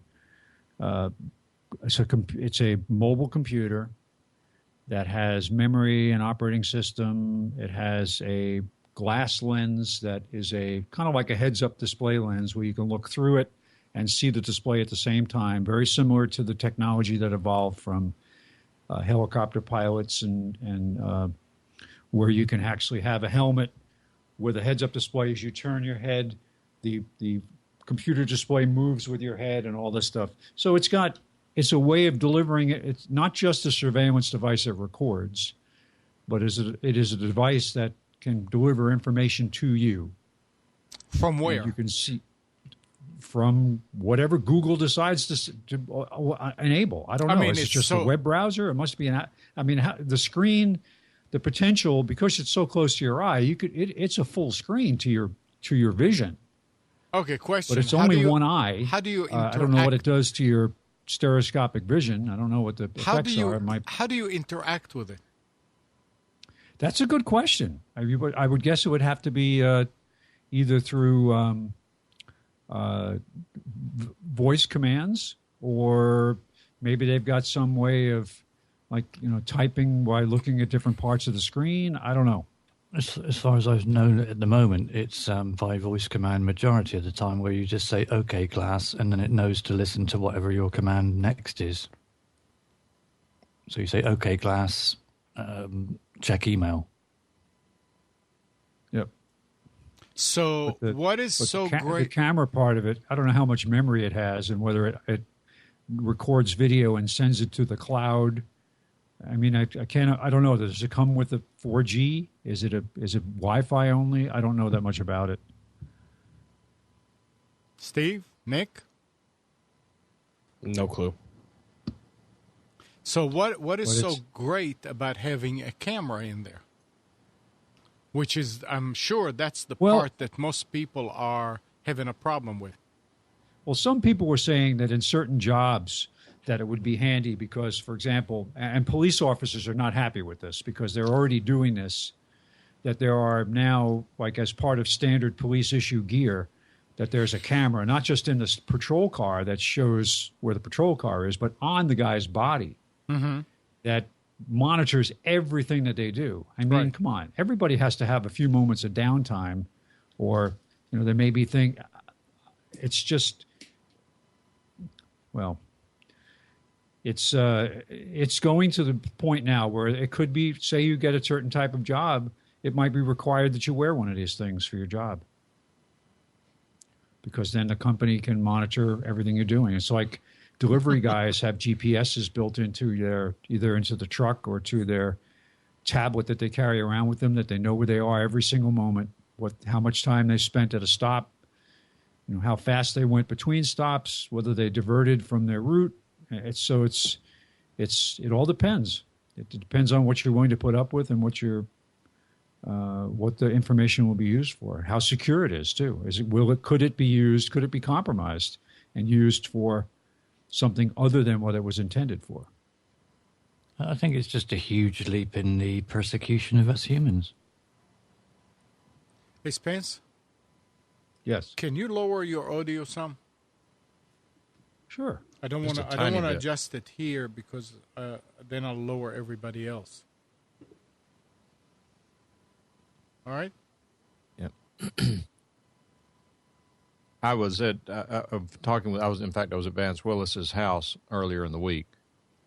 He was telling me about some sort of glasses that apparently they did some testing on their show. They moved their show to a time that I can't watch it live, and I haven't had a chance to go back and watch it, ttfn.tv. But they were apparently doing some testing or did some work with their, I don't know if it was Google Glasses or a competitor to Google Glasses, but Vance was just ecstatic over these things. He said they were just awesome, that they had models that you could have Wi-Fi with them. You could actually do live broadcasting while you were walking around with these glasses. They have a little camera, which he said is the same element that's in the iPhone 5, I believe, mounted in the center part of the glasses. He was just blown away by the experience. We may not be able to understand what the attractiveness is to these things, but him having tested it and used it, he's just knocked out by it. Is he okay now? I hope so. Okay. He's bruised. The always on, what? The always on, always connected world, and the need to be connected to. Ooh, you are deteriorating, Steve. Am I? Oh dear. His audio is. I don't know about him. I know I've been busy this week, but I didn't realize it was that bad. Go ahead and reconnect. Disconnect and reconnect.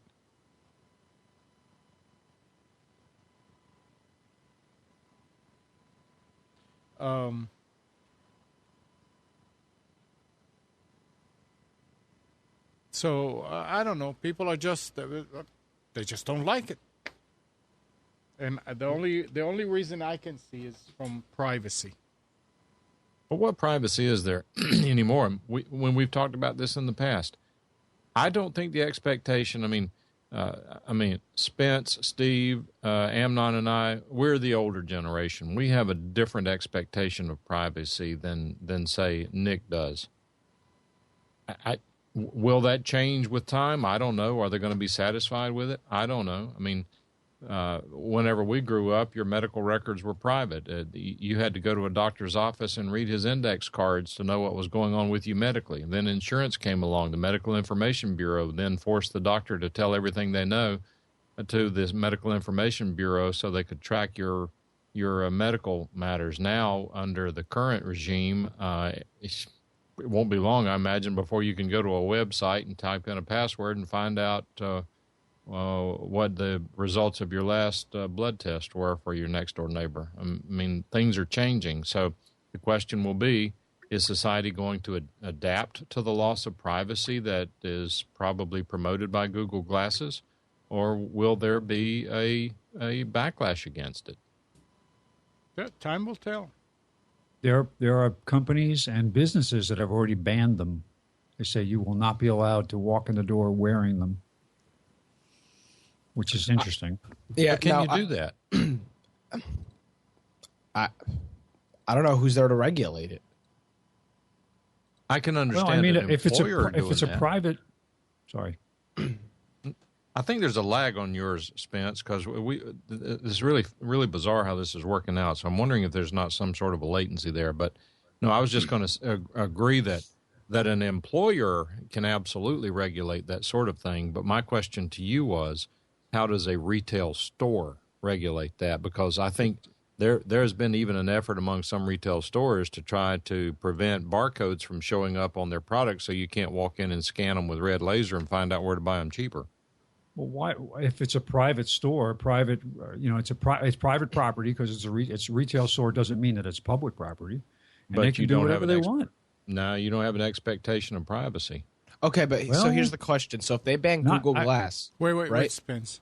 Yeah, you could prevent a news team from coming to your store and recording. It's within the right of the store to say no. We're not going to let you record within the store. Why is that different with Google Glasses? How do they know what the recording is going to be used for? I'm not so sure. I'm not so. Where did you hear that? I mean, I'm not disagreeing with you or saying you're wrong. I'm just curious where you got that information. What I'm saying is that you see when there are investigative reports, a news team, I don't think, can walk into a store without permission of the owner and start to record within the store. I think they can. Nick, what were you going to say? What? I don't agree that that's true. Okay, so if the thing with Google Glass is recording, what's going to stop me from going like this? Can I walk through the store holding my smartphone up and recording? I mean, isn't it essentially the same thing? If it's in my glasses or in my phone, what's the difference, right? Good point. I mean, I can walk through the store like this. What are they going to say? You can't record on your smartphone? I don't see what the difference is. And well, that doesn't mean that they're even watching for that. Right. That's the point. I mean, so I mean, it's a camera's a camera, right? If I can record it on my phone, why can't I record it on my glasses? What's the difference? Well, let's brainstorm one little thing here, Spence. This business about you can't just walk in and start recording. I would be willing to bet money that if the store is open to the public, 60 Minutes can walk in and start filming. Now, when I think back to the instances I have seen that happen and the store owner throws them out, which I would agree that's happened. Right. In my opinion, and this would be interesting if we could research it, but in my opinion, usually what you will see is the store owner has decided to close the store and has to ask everyone to leave, not just the reporters. That's assuming that they're not being disruptive. If they are being disruptive to their business, which they would be with a camera crew, they may have a tortious right to ask them to leave the premises. But I don't think... Huh? A restaurant puts up a sign that says, we reserve the right to refuse service to any customer, and they don't have to explain why. Why can't that be true with a store? Glad you said that. Have you ever been behind a truck that says stay back 200 feet, not responsible for broken windshields? Oh, sure. Yeah, that's nonsense. I know. Totally unenforceable. What happens here in the UK if a film crew does go in, generally speaking, if the people that are trying to film... Steve, it's still bad. I think you got a bad cable. Bad cable? Or you may have to reboot your computer. It sounds really fuzzy. It's really strange the way it sounds. Is that any different now? 1, 2, 3. Can't hear you. We can hear, but there's no way to decipher what you're saying. Right, okay. If you haven't rebooted, try that. If you already rebooted, check your cables because it really sounds like a bad cable.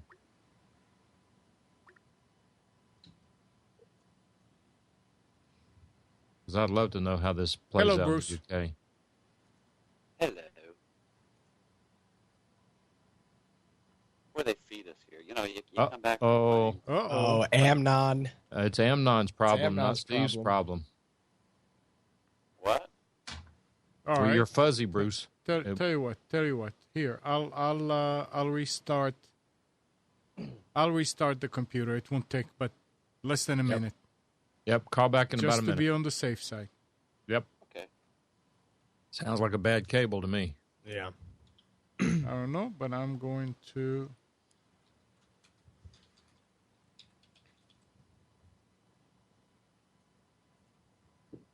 Wow. I can't click on quit on Skype. It's just an hourglass. Yeah, there must be a problem. All right, we'll just shut down the machine, period. Get a Mac. Get a Mac. Yeah. Get a Mac. Get a Mac. Get a Mac. Get a Mac. Do you have that, Mike? Here's an interesting take on the question. I just Googled the search, and there was a question that somebody posed. It said, why can't you record in stores or restaurants? And the response back was from a person said, invasion of privacy and risk of copyright materials and all this background music and stuff like that. This is that's why they usually, when a TV show is being filmed in a pub or restaurant, that cast extras instead of just shooting a live, patrons because of complaints and demands of compensation and things like that. So is there an expectation of the other people who are in the store or restaurant of not being recorded? Not just the store owner. The answer to that question is complicated because there are two thoughts. One is whether there is a legal prohibition on airing the images of these people, and the other is where there is I got to be polite here, whether there is the other side in that even if these people don't have the legal right to not have their images shown, might they sue and create a problem for the production company, even though they can't win? Because just because you are in the right and it may be fairly clear that you're going to prevail in the lawsuit, that doesn't prevent some idiot from suing you. Right. Because you will often see in TV shows that they blur the pictures, the images of pictures and photographs on the walls. Yes, for people who didn't sign a release or they couldn't get permission to use the, right. or they didn't want to risk the liability. Yeah. They just didn't want to bother with it. Yep. Happens all the time. They do that on these cooking shows. My wife watches these cooking shows, and they do that sort of thing all the time. But when they go into the restaurants and they show the restaurant full of people and sitting there dining, have they obtained releases from each of those people in the restaurant? Maybe, but I doubt it. Probably not. So if it's okay for a restaurant or store owner to have cameras recording everything that happens in the store because they own the property or own the business, why wouldn't they be able to exclude other people from doing the same thing? Well, I'm just asking a question. I don't know. Yeah. I've just been searching around. And I'm going back to saying that they may in fact have that right. I'm just not aware of it if they do. Yeah. Bruce? Yeah, I'm here. No, okay. I rebooted. That's not.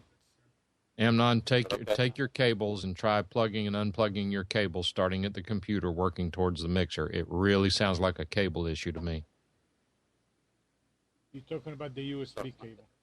Right, starting with the USB, starting at the analog part, try rotating the connector inside the RCA connector or which one ever it is, and kind of working your way back, and then get to the mixer and just kind of rotate the plugs or connectors to see if there is a contact issue with one of the connectors.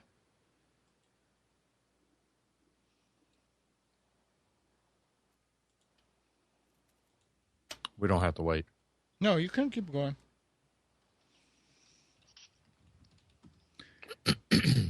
Bruce? Yeah, so my audio's not good, huh? Oh, it's better now. All right. What'd you do, Amnon? I'm just moving stuff around.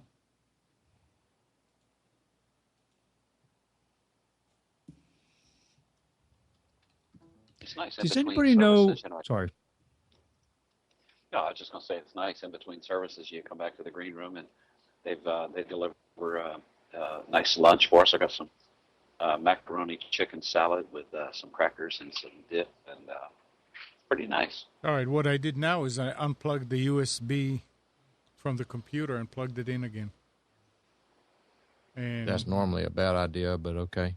Well, I mean, it fixed it. So, it sounds like you might have run out of USB bandwidth. But he rebooted the computer. True. Go ahead, Bruce. Yeah, I was going to say I bought a really nice. I've never had a powered USB, before. Again. So I bought we can hear you. I bought a 10-port one from Amazon. It's highly rated, 4.5 stars from. It's not a Belkin. It's a Plugorama or something. It's got a weird name to it, but it's really nice. It's got 4 on the back and 6 on the front, and 2 of the ones on the back actually you can flip up so they point straight up, and it's really nice, and it's given me a lot of extra ports. So I've got way more than I need right now, but it's nice to know that I'm not limited. The only problem with it is it's got this blue LED a stripe that goes across the top. And at night, I have to cover it with a towel because, even though the computer's not running, that blue LED is running, and it really lights up my room.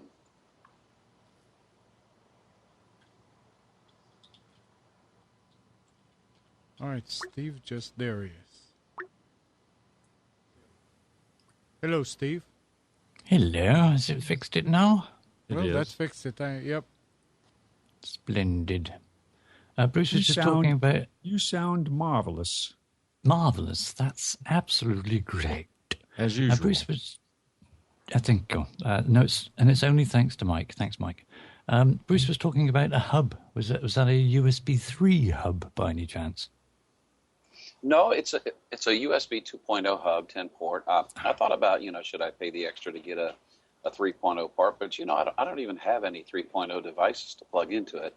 And I do have two 3.0 ports on the back of my desktop. So if I ended up getting a couple 3.0 certified devices, I would use those for that. So, but anyway, that was my reasoning.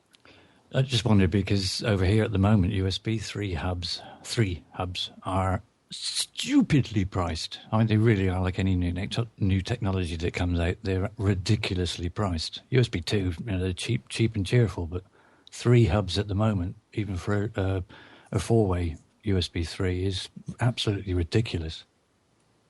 Yeah, here in Amazon, the 2.0 port that I got with 10 was $25, and I think you could get a 3.0 with fewer ports for another $10, $12 more. Yeah, the USB 2 has been around for so long now that I suppose manufacturers, they're 10 a penny. But USB 3, as it's still relatively new, they're milking it for everything they can get, as they usually do. Sure. But it certainly makes a difference if you have got USB 3 port. The laptop that I've got, the Lenovo, which is one of the reasons I went for it, because it did have USB 3. Wow, what a difference when you use a USB 3 device. It's sort of 10 times as fast as a USB 2. It really is zap and it's on. It's brilliant, absolutely brilliant if you're constantly moving stuff around from device to device. I have my backup drive. It's not rubbish, no. It's awesome. I have my backup drive hooked up to the USB 3.0 port on my Lenovo. And when it does backups, it does it very quickly. Which is nice. I have yet to buy a USB 3.0 hub. No, I'm put off. I have had a look a few times now, but every time I look at it, I'm not paying that price. Yeah, I haven't seen one that's reasonable. What always gets me with Thunderbolt, they're going to use sort of daisy chaining. So like you could in the old SCSI days, you could plug one device in as the device that's connected, and then you sort of daisy chain. You can connect another one, and then another one, and another one. I don't know why they didn't do that with USB 2. Why didn't they put a port on there also, so you can turn it in effect into a hub, because you think you can put up to 13 devices on. That would have made absolute sense in my mind. But then, of course, developers and things don't always necessarily think in absolute sense terms. I'd seen some Thunderbolt devices out there, but they were typically high-end, like a RAID array or something like that. But for the first time, I've seen there's a 1 terabyte Thunderbolt portable hard drive. Guess how much? $200. Exactly, $199. Yep. $200. Technology's just way too new, and not many people are jumping on it. A bit like FireWire 1394. It was developed between Apple and whoever else, and nobody really took it on apart from Sony. And then because they did a couple of other manufacturers, it didn't really take off. And I think unless Intel develop this DisplayPort or Thunderbolt big time, then no other manufacturer is going to take it up, and it'll be, like FireWire ended up being, unfortunately. When it is brilliant, it is really good.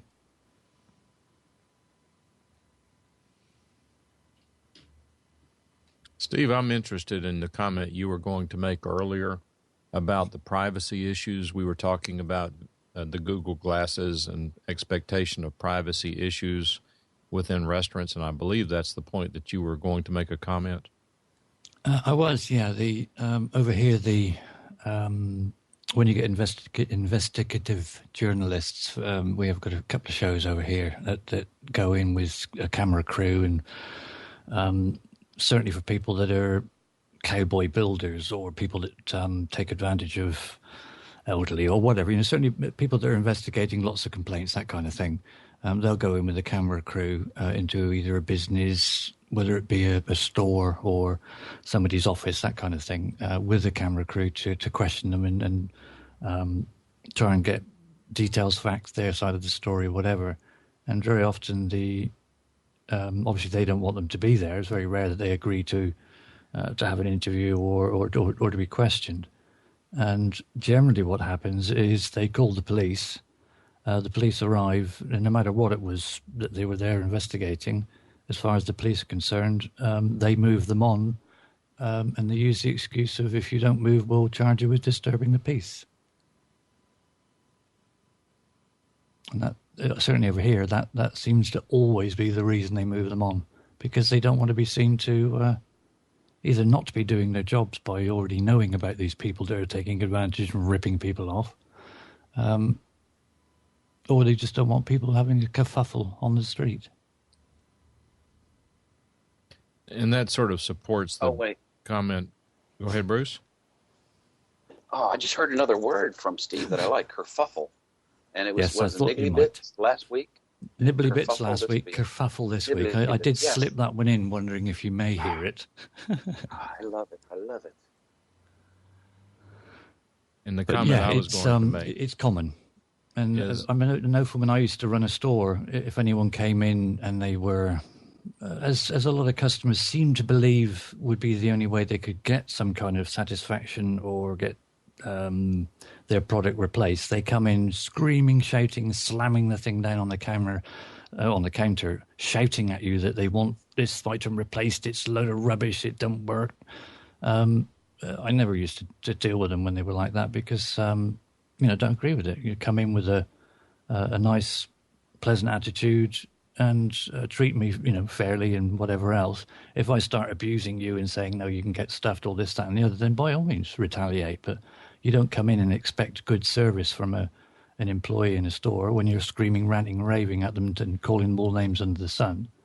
So I just used to say, well, I'm sorry, but, unless you calm down and we can talk about this civilly, I will do my utmost to help you. But if you're going to carry on swearing and calling me all names under the sun, I'm not going to serve you. And in fact, if you want to, we close at 5:30. There's a chair at the end of the counter. Help yourself. But Steve, aren't you about 9'4"? No, only 6'7". Okay, well that would definitely have some impact.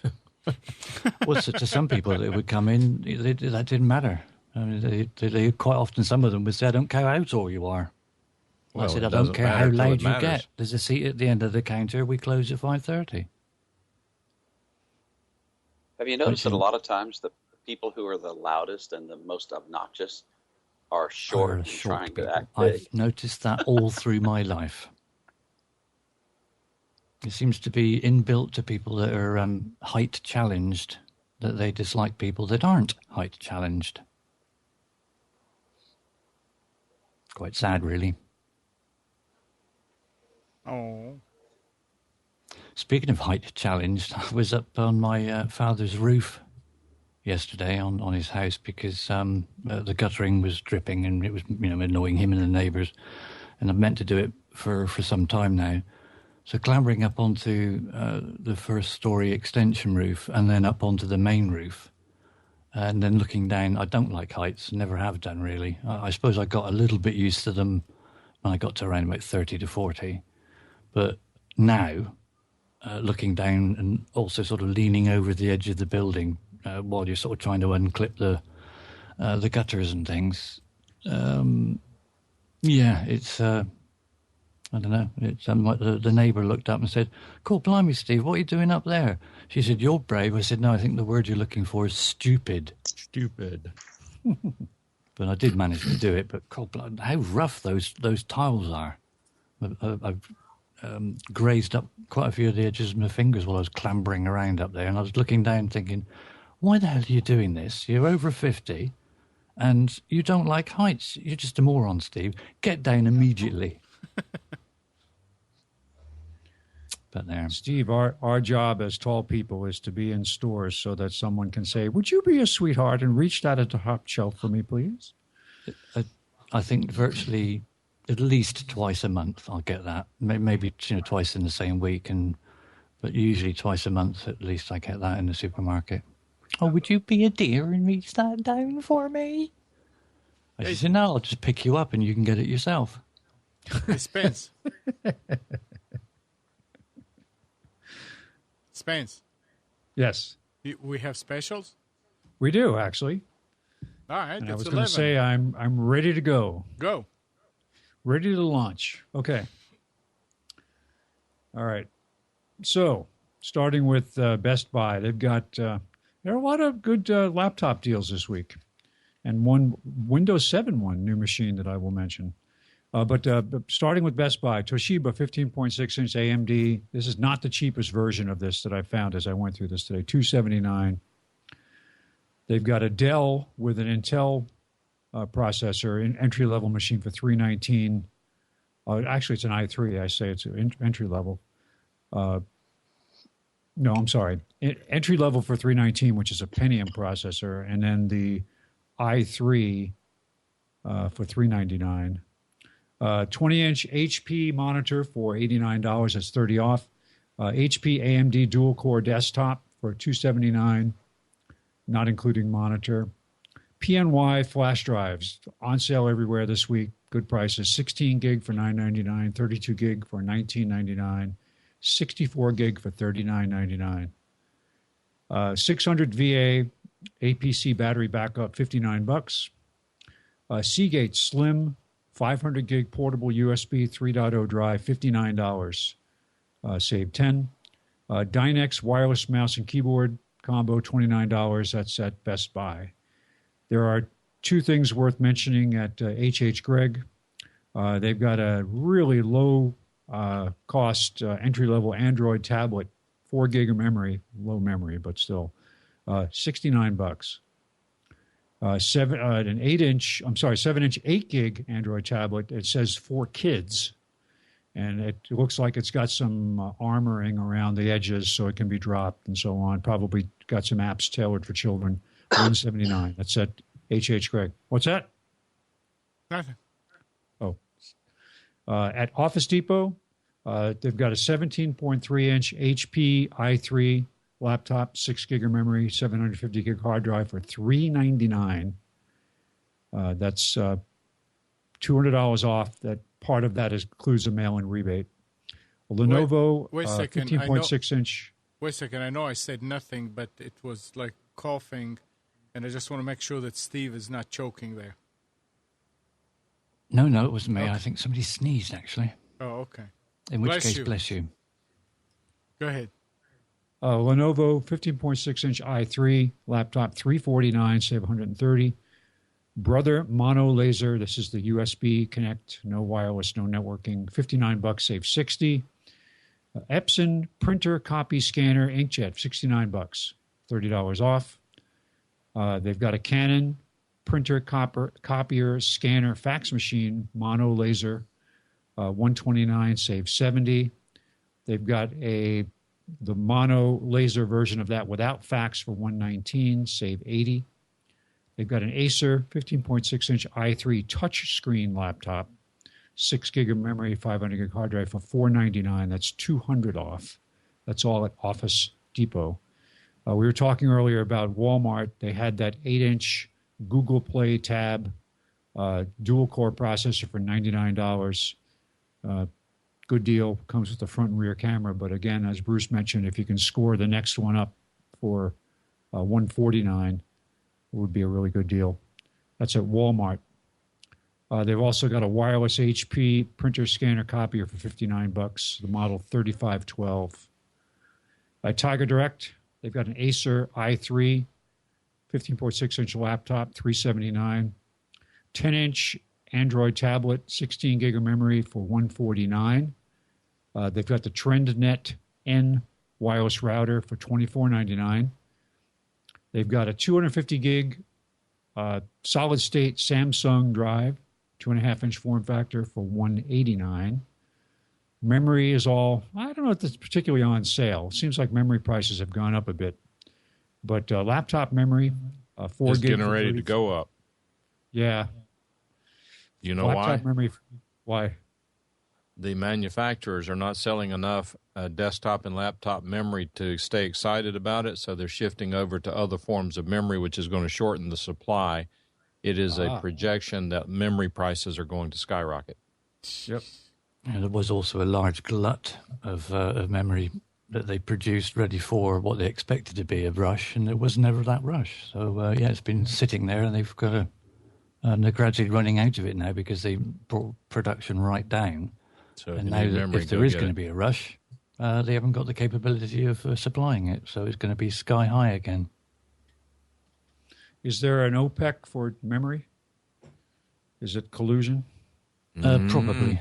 Yeah. Interesting. I think it's more so that they all suffer from the same problem at the same time and respond in the same way. Yeah.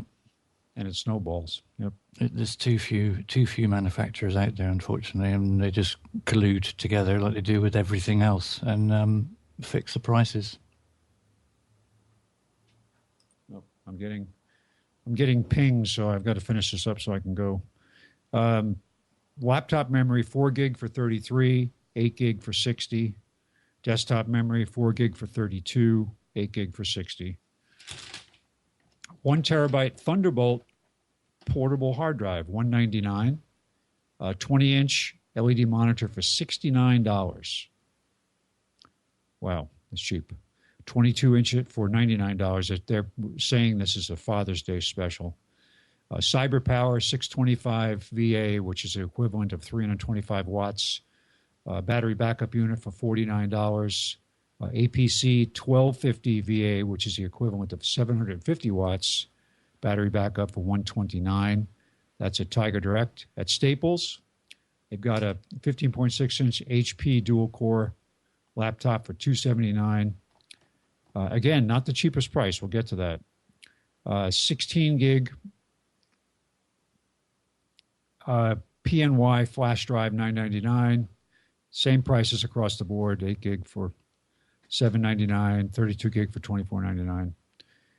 Here's the surprise of the day at Staples, and it's not listed as a clearance device. It's got a little banner saying Windows 7. It's a 15.6-inch Lenovo i3 laptop with Windows 7, $429. So if you're still in the market for a Windows 7 machine and want to get a good, Lenovo is obviously a good brand, this is a pretty good deal. Western Digital portable USB 3.0 hard drive, 1 terabyte for $89, 2 terabytes for $149. Brother wireless mono laser with duplex, $99 save $50. That's at Staples. And finally, a few more things at Office Max. HP wireless all-in-one printer, scanner, copier, inkjet with duplex printing. Now, this is the cheapest I've seen in an inkjet that comes with two-sided printing, $89. 20-inch LED monitor for $89, 22-inch for $109. They've got a really low-cost HP inkjet printer, copier, scanner, $39. And finally, deal of the day. Toshiba 15.6-inch AMD dual-core laptop, $209. So that's all those I mentioned earlier that had AMD were all the same E1 1200 dual-core processors. So similar processors, different manufacturers, but this is the cheapest of that particular machine. I have one of these, and the HP version works very well as a good utility laptop. And that's it at Office Max. All right. Thank you very much, sir. Steve, you okay? Yes, thanks for that, Spence. Okay. That last price, $209, is almost a disposable price, isn't it? Let it go for a year and a half, 2 years, isn't it? Well, what's the point? Chuck it out. I think we're seeing the low-end laptop market probably is going to shrink and disappear because of competition from tablets, and they're probably just going to dispose of these this inventory and concentrate on more expensive machines. So I'm eager to see what the next innovation is going to be, really, because we've had PCs and they reckon that's coming towards its end, although I don't believe so. But I saw a report the other day that said, well, tablets are PCs too, in effect. It's a portable one. It's like a netbook or like a laptop. It's still a PC, and it's running PC-related stuff and doing PC-related tasks. It's just doing it portable. Yeah. It'd be interesting to find out what the next major innovation is going to be on this sort of theme that we seem to have. Hey, Bruce? I guess he just left it there. he's singing. He's playing the guitar. Yep. No, I'm still here. I muted. I was rummaging around here for some bottled water. I'm thirsty. Oh. So. No, I was going to say, since you are at the House of God, maybe you can ask what's the next thing. I'll tell you what. I just did a screen cap. I'm just sitting here listening to the specials, and I so enjoy the specials. It's one of the things I talk most about when I tell people about Computers 2K now. Not only the great tech advice, but specials is just, I don't know, it's just it's special, shall we say. But I'm sitting here, and I've got Skype and the chat running on this multi-view feature of this Note 2, and I did a screenshot and just shared it on Google+. I thought I'd be able to put a link in the chat, but just so people can share. But if you follow me on Google+, I just shared the screen cap of what I'm looking at here, with a Skype call on the left and the chat. And you can resize these windows. And what's really neat is I can make the chat bigger by dragging the middle bar and making Skype smaller, but I still retain the opportunity to tap on my mic to mute it. So it's just really good. So yeah, and what I hear, and the reason I said that is because I said in my post, nothing rivals the Note 2 in my mind. I mean, again, like you said earlier, these are just our opinions. But I had never, ever been happier and could not have imagined myself being this happy with my choice to get this Note 2. I mean, I know a lot of people aren't for the big screen, but the big screen with a multi-view enables me to be more productive. I can do a live stream on Bamboozer, have Evernote running on the other side, and have show notes, or any combination of the two. So, of course, the S4 is out, and it's got the 5.5-inch screen, and the Note 3 is due out, and there's even a Note 8. But I just very, very happy with this device. As long as you keep paying attention to the rest of the family and not just take your Note 2. And this is true. Yeah. Yeah. What I notice a lot of times is a real temptation. I'm working all day. My wife's busy and occupied all day, and then she's got the iPhone. I've got the Note 2, and it's sitting on my end table. And in the evening, we have supper, and we're watching reruns of Judge Judy or NCIS or something, just enjoying time together. And invariably, as soon as the commercial break comes, there's this tendency to reach for your device instead of talking, how did your day go?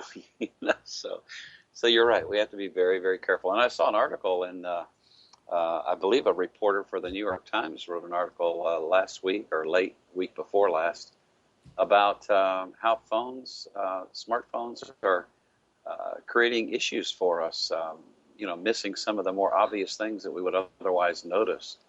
And would you believe I saw a policeman texting while driving yesterday? Yeah, I believe it. I hope you made a citizen's arrest. Not hardly. The ironic thing about that was if you were to have videoed on your smartphone him doing texting while he was driving, it would only confiscated your phone and deleted it. Yeah. It's interesting. Of course, I fly every month, and when I get on the escalator to go down from the security checkpoint down to the bottom floor where the gate is, as I'm coming down the escalator, and as I look down, I get this panoramic view of all these people waiting for their flights. I don't see anybody like you used to see looking up at the TV monitor watching CNN or whatever. They're all looking down at a device, a tablet, a phone. I mean, almost without exceptions. Nobody's having conversations with each other. Nobody's looking out the window. What a beautiful day it is to fly. They're all heads down into a device. Do you think it's going to cause humans to evolve into having one eye in the middle of the forehead and one eye at the top of their head so they can That's actually see Google what's Glasses. happening? Wouldn't be surprised. I wonder how many hundreds of thousands of years it's going to take us to do that. Not long. If I could shift gears for just a moment, I wanted to ask Spencer something and ask the group as well. He seems to be the one who's really the smartest on the construction things. But a buddy of mine has a manufactured home with a septic system. The septic system failed. He dug it up and found out that it was completely rigged, not built anywhere near code. He's in the county. I'm not sure which county. And he's trying to decide what he needs to do. And at one side of me, the first thing I said you need to do is to go to the inspections department, pull the permits on the installation, find out if this thing was signed off on, find out what the official position is on this installation. Beyond that, you're going to have to start collecting evidence that how you know it's wrong. Right. How did you know they did it wrong? I mean, you really, really have to do a lot of homework before you can start taking any action. But his comment was, and this is sort of where I'll lay it out there, he said it's a long story, but the crux of it is that the system is no longer allowed to be built. If I stir it up too much, I might not be able to get it fixed at all and may have to replace it completely. With? Probably a brand new septic system. How old is the house or the site? I don't know that. There's a lot I don't know. I suspect, I'm just going to throw out a number, it's probably less than 5 years old. I don't know. Because some counties have a deal where if you change it at all, has to be brought up to code. Some of them have grandfathered where you are allowed to repair it, but that this repairing can be a kind of a loose description because you may repairing it, you might be replacing 99% of it. That's a great question. I think you got to start with the permit people and find out what the permit said. And if it was done legally to start with, if it's in the county, it may not have been inspected. That would bother. I mean, I don't like inspections departments, but in reality, there is some value in having hopefully someone look it over and sign it off, because I have a few pet peeves, and one of them is a builder or some contractor concealing poorly done work in something as expensive and important as your home. I watched that show, Homes on Homes and Homes Inspection. Big time. It is unbelievable the stuff that people get away with, or contractors will do, how unscrupulous people what they will do. Did you just find out about this? I just found out about it last night. Oh, I was going to say Rick is the one also that you could ask. You know what? Before I went ahead and made the inquiry to say about that particular property, I just go in and ask. So, what are the rules about septic systems? And just ask and then see what they come back with, and then you can make inquiries to saying, I may be buying, or I don't know how much you want to stretch the truth, but to say I'm interested in a property, and that's not lying. I'm interested in a property that has a system that's about 5 years old that I suspect maybe have a problem. Right. And that before I get in over my head, I want to see if this is worth it. And I may just kind of do that much research for him so that he's insulated from any sort of scrutiny on their part, because I know that his financial situation is not the best it's ever been, so he's not interested in having to spend whatever it would take to put in a brand new septic system. I have no idea what that cost is, but I don't imagine it's low. I had a little bit of experience with that. You can switch, Amnon. Well, not unless we're talking with you. But we were in the county, and then we got annexed to the city. The city said at that point, if you can stay on your well water and on your septic tank, but if something breaks, you have to hook to the city. You cannot repair it. So a couple of years later, the septic tank kept on backing up. Doesn't matter how much we pumped it. So I called the city. I said, all right, well, we're going to have to do that. They came over and found out that because of the way the street is between us and the other side of the street, the land is low, that they're going to have to put a pump and pump it up to the street level and take it down to the other side and say, we're not going to do that for just one house. We allow you to go ahead and repair whatever you need to repair. I said, well... Hey, Amnon. Yeah. Can I interrupt for just a second? Yes, sir. Now, I've got my bass player, Mike, is listening to my other earbud. And I told him this is a tech show. And so he puts the earbud in his ear, and all he hears is talk about septic tanks. Now, what is the deal there? It's okay. It's for everybody. Say hi to Mike. He's a great speaker. Yeah. He's listening. These septic systems were designed on computers. That's it. That like trash in, trash out. Sound like a bunch of crap to me, but we won't go there. So the city will not inspect it. They did not have any pointers what to do, except they told me to find a contractor that knows about septic tanks.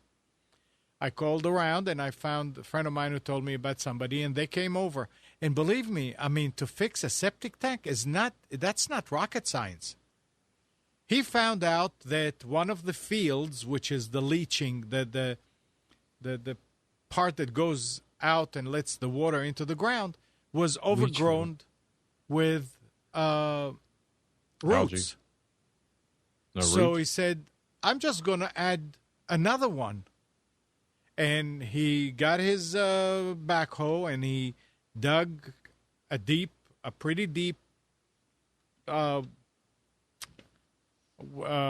channel or a ditch or whatever you want to call it, like about 4 feet low, deep, and hooked it to the septic tank and put oversized pipe on it. And he said, this by itself will be able to take care of the whole septic tank. Covered it, did everything. I mean, today you can't tell that it was done, but that's been like 20 years ago. So I think that's where you are now? Huh? Yeah. You're talking at your home now? You're still in the septic system? Yeah. Wow. So I think I would tell your friend to just find somebody that knows about building and installing septic tanks. Yeah. And there's no reason to. I mean, it may be something real stupid, like I'm saying. Some of they get overgrown with roots if they didn't close them correctly. Those leaching fields, but anyway, back to computers. Get a Mac, he says. Yeah, get a Mac and put it in the ground there. Get a Mac.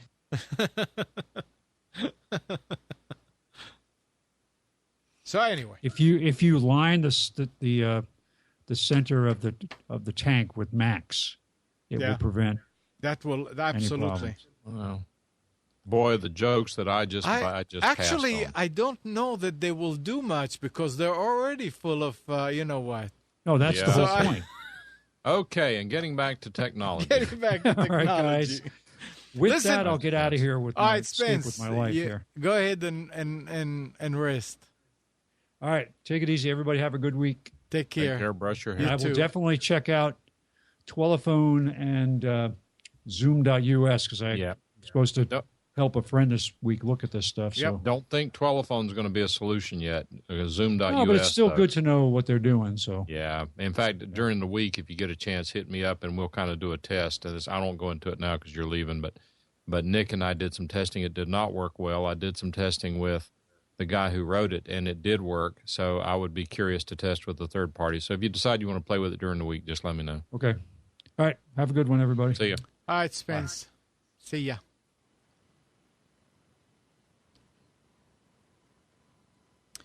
All right, let me just fix this real quick here.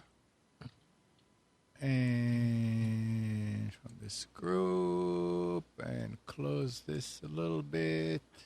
Just to finish off that last topic that we were trying to get away from is, have you seen the price of technology this is now? These USB cameras that are on flexible things, and they got little magnet things and LEDs on the end of them that you can put down into very small places, very maneuverable, like behind cupboards, or you can put them down drain pipes and things like that to physically see on a laptop what the thing's looking at. Right. That would be ideal in a situation if you have problems with your septic tank. There you go. So we can now revert back towards technology without such a huge leap. But the price of those are dropping tremendously now. I was going to say they should be quite low by now. They are dropping very, very. There's one on offer in our. I think the only problem with them is when you look at something, it will go that far. Yes. It's going to cost a lot more because it's specialty. Well, yeah, it depends. You've got to obviously be reasonably close. I think most of them will do sort of 4 foot, perhaps maybe 5 foot. But if you can get within that, and I know the one we looked at last week that was advertised at the shop we go to was £70, and it came with a magnet and a 4-level LED brightness for the light.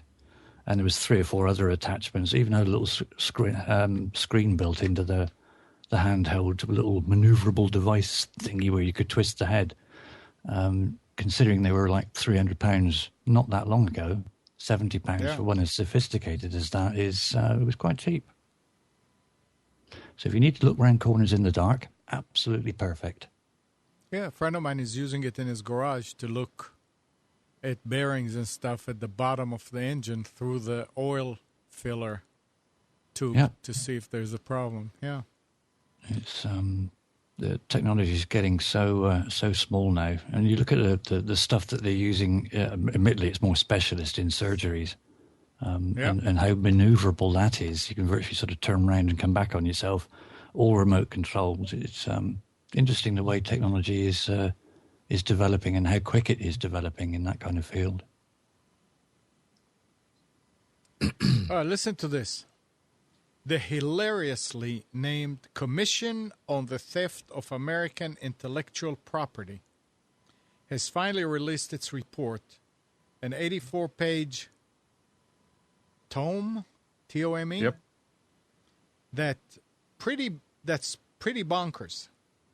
But there's a bit that stands out as particularly crazy. A proposal to legalize the use of malware in order to punish people believed to be copying illegally.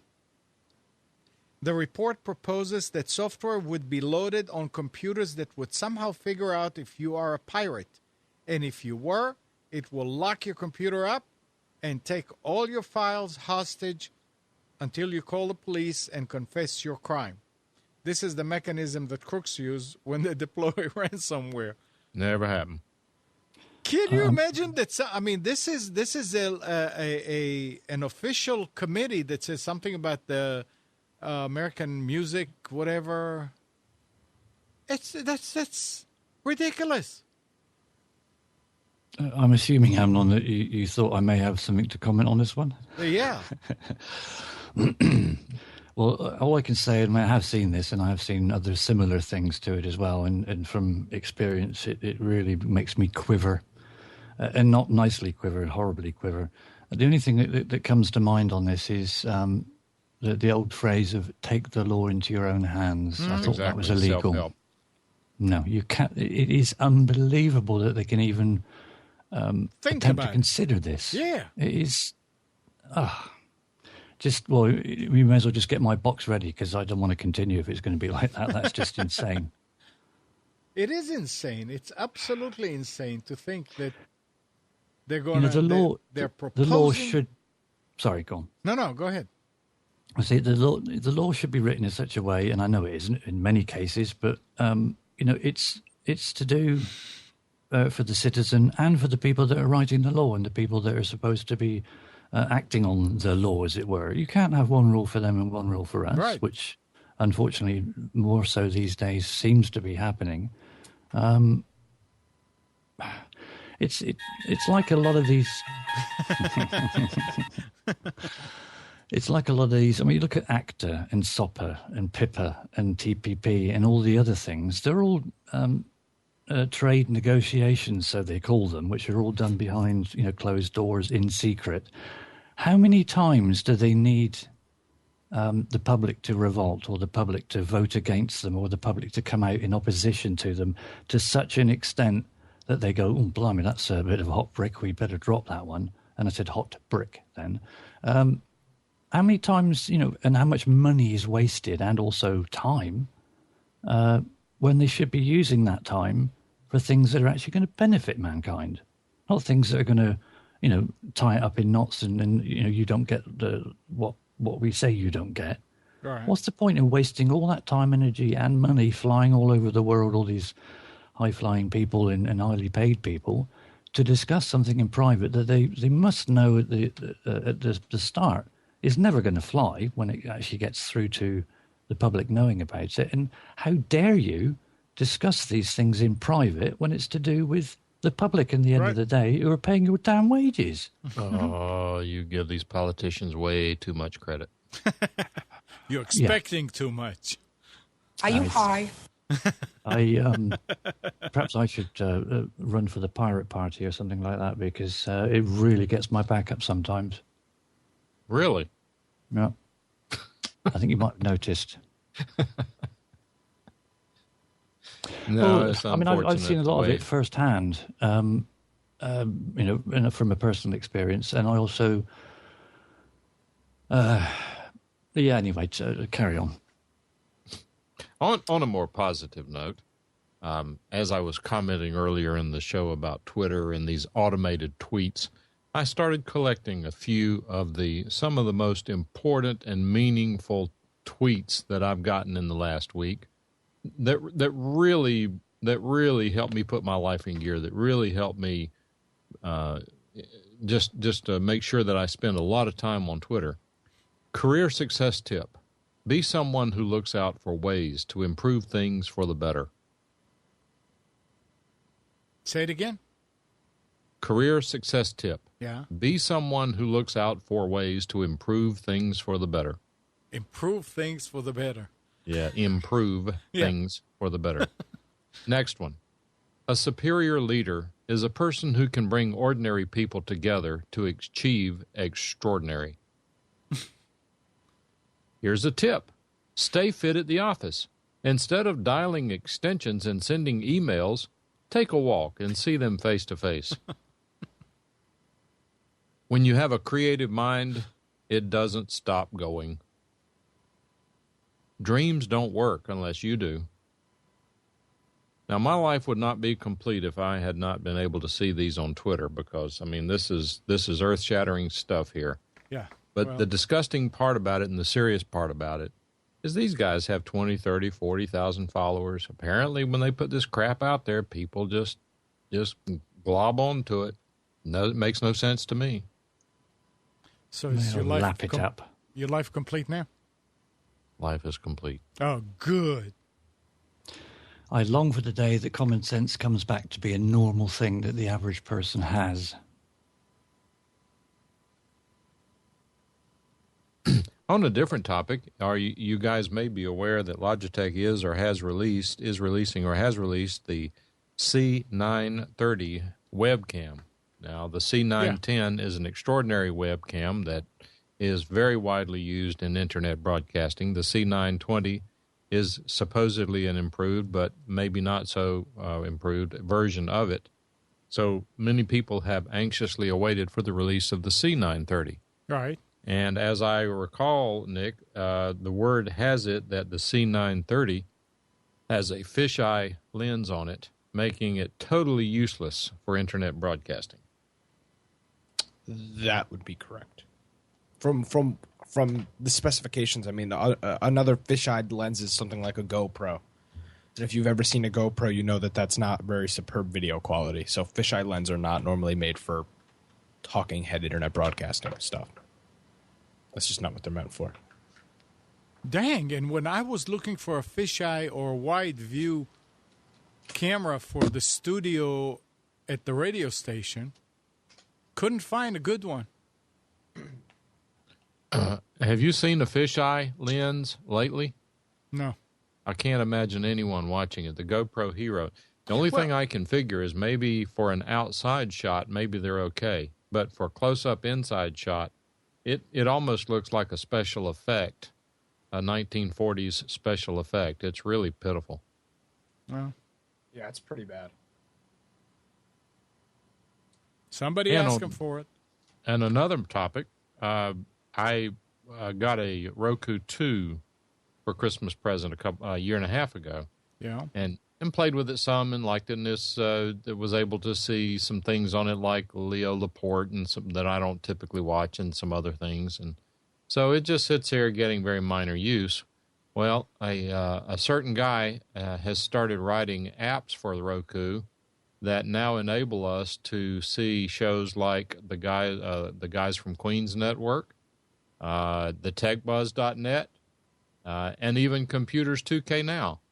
And as a result, I have started using my Roku an awful lot more than I was using it before.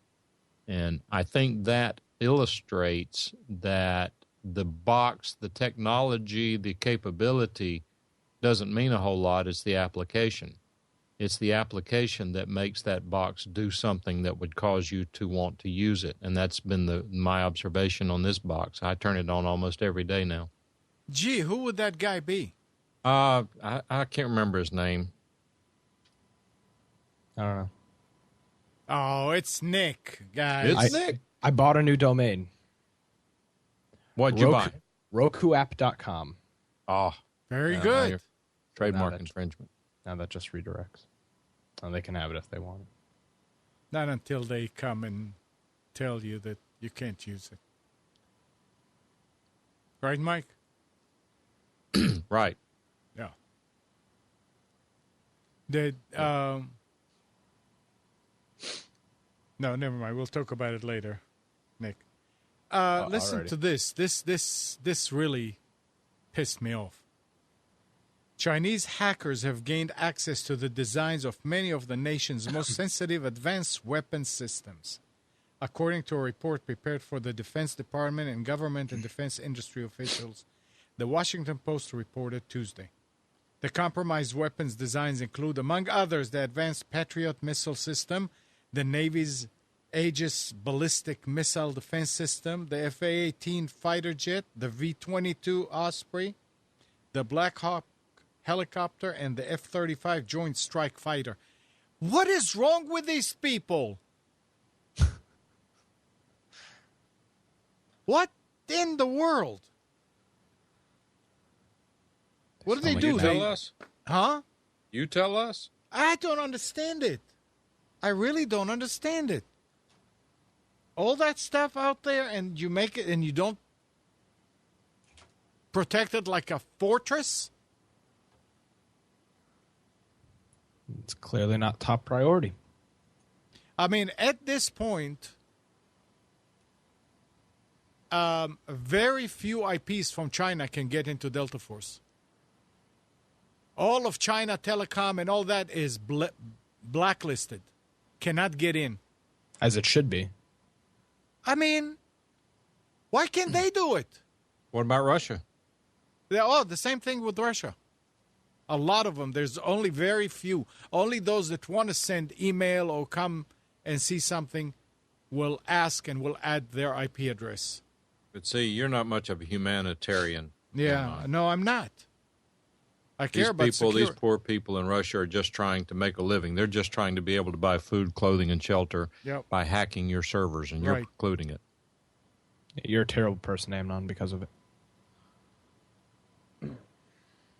Yeah, I mean, Erica said, can't they just use a US IP? Yes, they could, but I guess they don't. I mean, we monitor failed logins and things like that very, very close. And if I see two, I mean, I don't need to see it. If there are two failed logins to two different accounts from the same IP address, it goes on the blacklist automatically.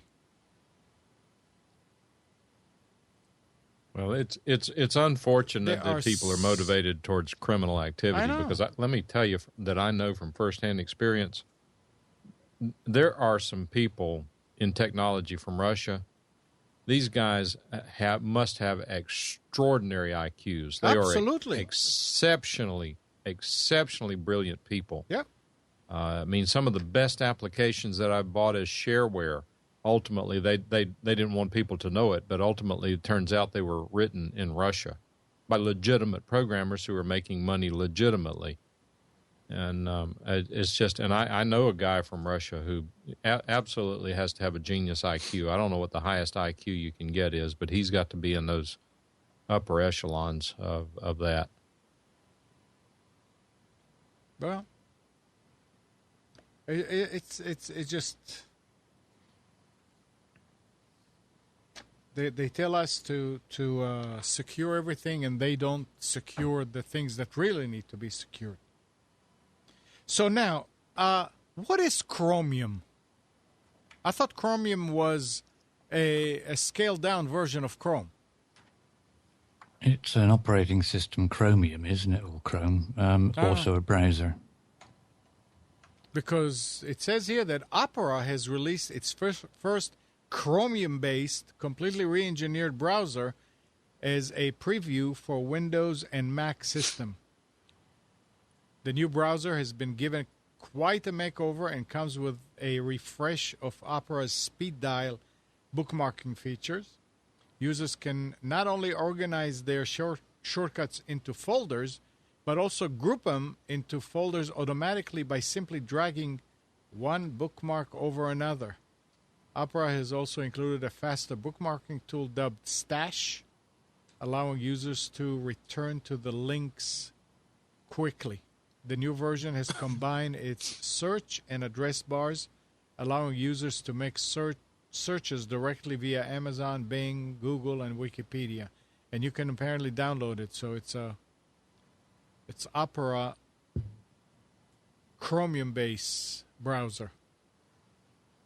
That's interesting. I mean, Opera has been there for a long time, but you don't hear about them.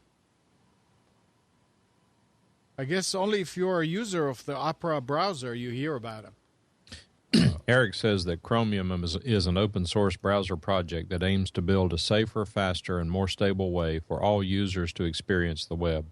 This site contains design documents, architecture overviews, testing information, and more to help you learn to build and work with Chromium source code. Why not just get a Mac? Yeah, I mean, that would be the easy solution, right?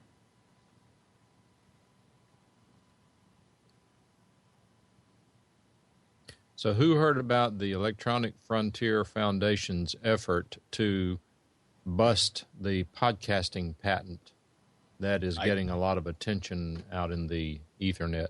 I did, and I donated. It's going to be interesting because when the patent came out, a lot of people said, oh, it's no big deal. It's no big deal. Apparently, the EFF has reconsidered and decided that it's worth going after. Either that or it looks to be a good fundraiser. Yep. I was thinking it's either one of those two. But what we're talking about is there is a company that is often non-affectionately referred to as a patent troll that does not make or license products or does not make a product, but they own patents on certain technologies used in podcasting, primarily, as I read it, RSS feeds for updated episodes. The technology was first disclosed in 1996, but by a series of reissues and along the way and so forth, very technical issues. They now claim to have a patent on the technologies that 90% of all podcasters use to distribute their recorded content.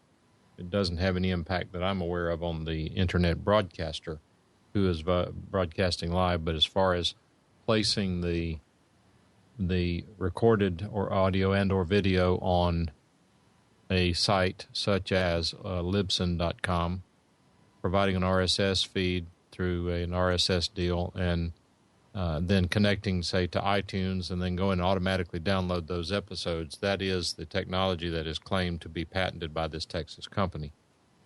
And the Electronic Frontier Foundation is is going after them to try to prove that there is prior art that invalidates that patent, which knocks them out of the ballpark. I don't remember whether it's Intellectual Ventures. Do you remember? Mm-mm. But Steve has something to say. He whispered it. Intellectual Ventures, what I whispered, is I think that was one of the ones that was mentioned in the EFF article as being one of the biggest trolls. Yeah, I can probably find out who it is. It's EFF.org is the website. Let's see if they have the link on the front page for this particular.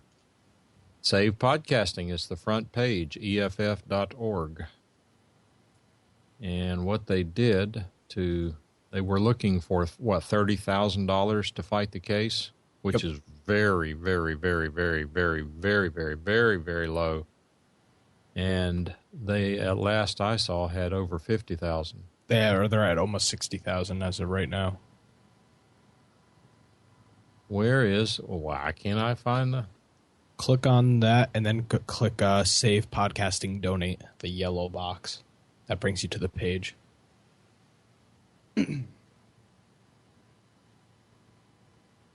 Probably ought not be clicking so much so fast. Let's see. Save Podcasting. Stop stupid patent trolls. I don't see the money. Where does it say the money? Here, I'll post it in chat. It's the second link. I don't know why I can't find this. This aggravates me. There you go. The second link is the one.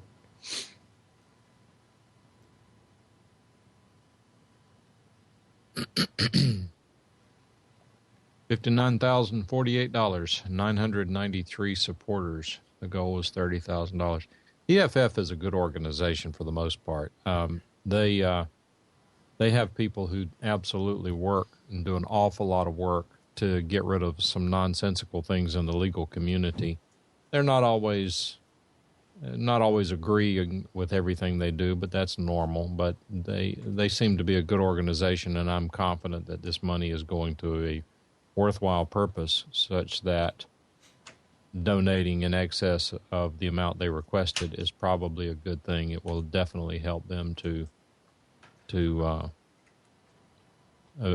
work towards their objective. It's Personal Audio in Texas, and I think it's personalaudio.llc. I believe so, yeah. I'm not totally in tune with this business of calling individuals or companies patent trolls, but that's a discussion beyond what we'll get into here. I certainly think that there are abuses in systems, and this may be an abuse of that system. If it is, it should be curtailed. But be careful falling into this trap of calling everyone who you disagree with a patent troll. It's not quite that simple. Nope. Oh, well. All right, let's see what else here. I have a question. Ask. I need an opinion here. My main computer that I'm monitoring chat on is a Pentium 4 with XP. Yeah. Because I use Adobe Audition 1.5, which I really like, which likes XP a lot more than it likes Windows 7, it's still on this machine. Audio editing is nowhere near the resource hog that video editing is. Right. Therefore, the audio editing on Adobe Audition on this Pentium 4 XP machine is not bad. It's just not a big deal. Right. Having said that, at least once every couple of weeks, I notice that Adobe Audition starts spitting and sputtering. When that happens, I go into Device Manager, go into the IDE section of Device Manager, and find that my drive D, which is the temporary drive for Adobe Audition, has gone into the PIO mode. Now, the PIO mode switchover suggests that the computer is having trouble communicating with that drive. There can only be, as I see it, 4 things that can cause the problem. The first is a problem with the hardware on the motherboard of the computer. The second is with the Windows operating system. The third is the cable connecting the two. And the fourth is the actual hard drive. Generally speaking, it's the hard drive. Now, my question is, and the drive is still in warranty, should I go ahead and RMA the drive? I mean, do you know if you don't know it's the drive, Right. can you really RMA it? Yes. Then I don't see why you wouldn't. They'll never question it. Then go for it. Now, what I am going to do, I am going to replace the cable, just out of curiosity. How is it connected? As SATA. Internal. Yeah. Okay. You could buy a Mac. I have a Mac. You could buy a Mac and put XP on it. I mean, that would be the solution. He's got a Mac. He uses it to fan when it's getting hot.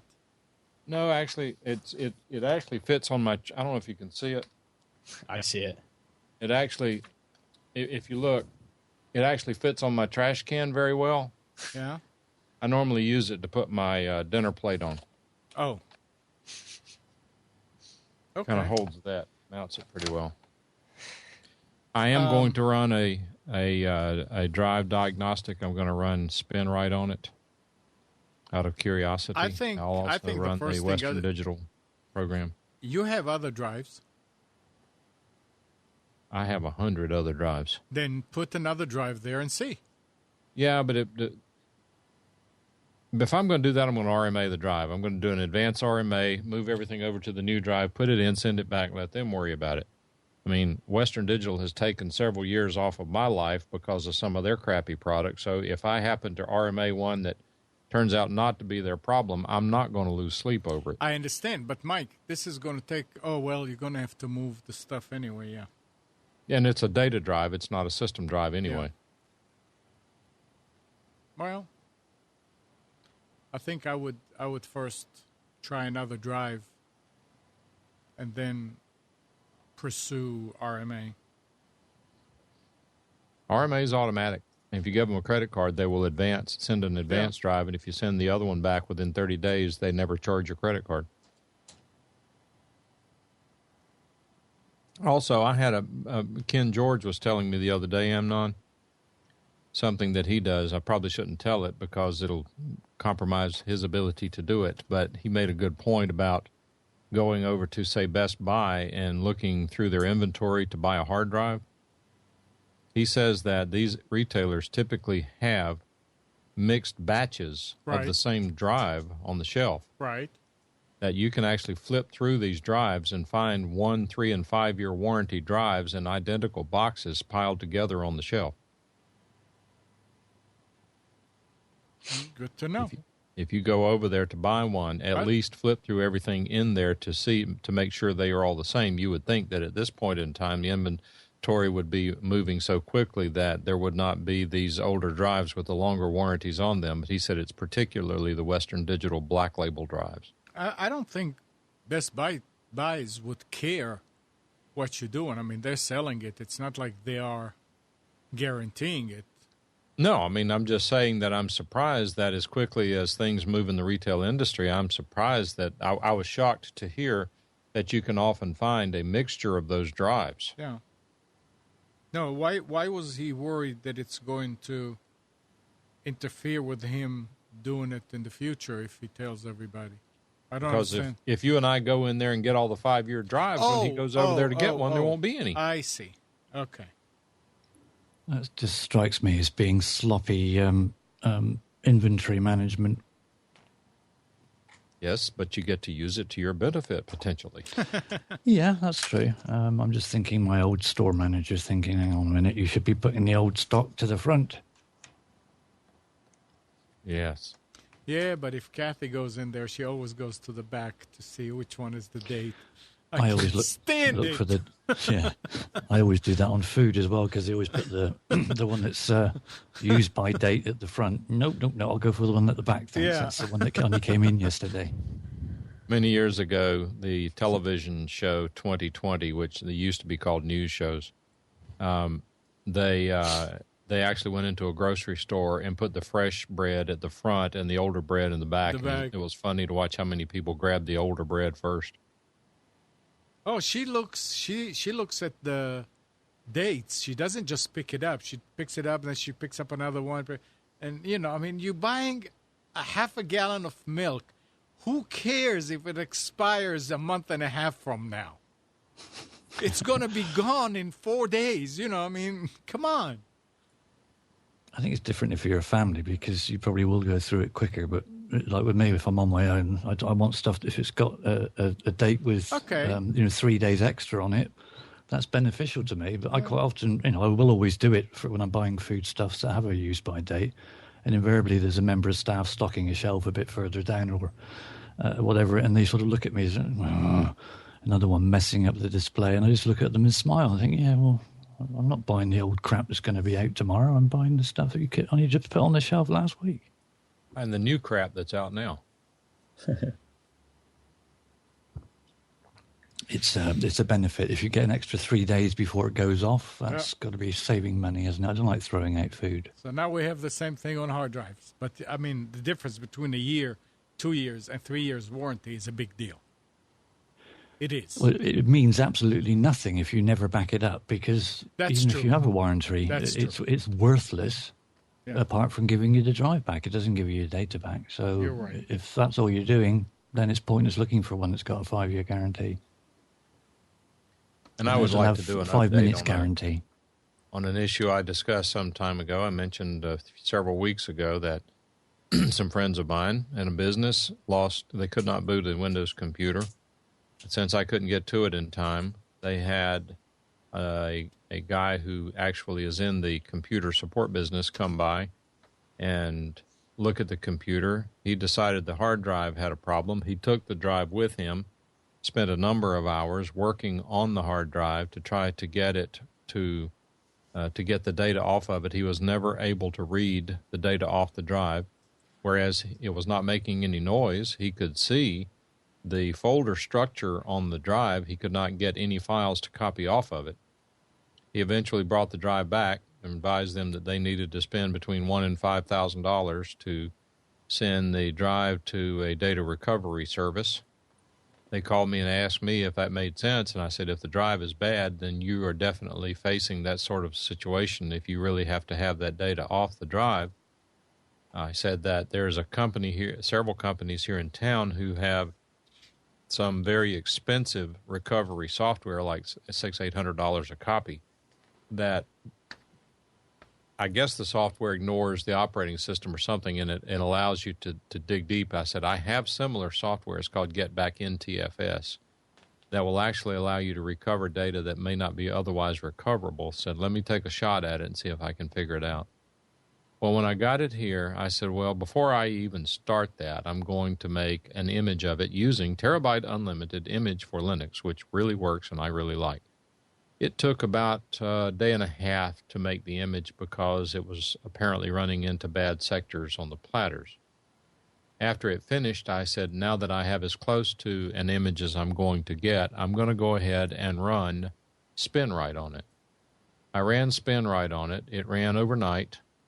The next morning, I ran SpinRite again just to be sure. It did find some sectors that it marked as bad the first time through. The second time through, it didn't find anything. I put the drive into the computer, booted it. It worked perfectly. Could not find any indication of anything that was missing anywhere. I took that drive, imaged it over to a brand new 1 terabyte hard drive, put the 1 terabyte drive in the computer, delivered it back to the customer, and haven't had a problem since. Let's hope you don't have any in the future. Well, I told him, I said, no guarantees. I have no idea what was in those sectors where they were marked as bad, because SpinRite did not mark them as recovered. It marked them as bad, which meant that there was some data loss.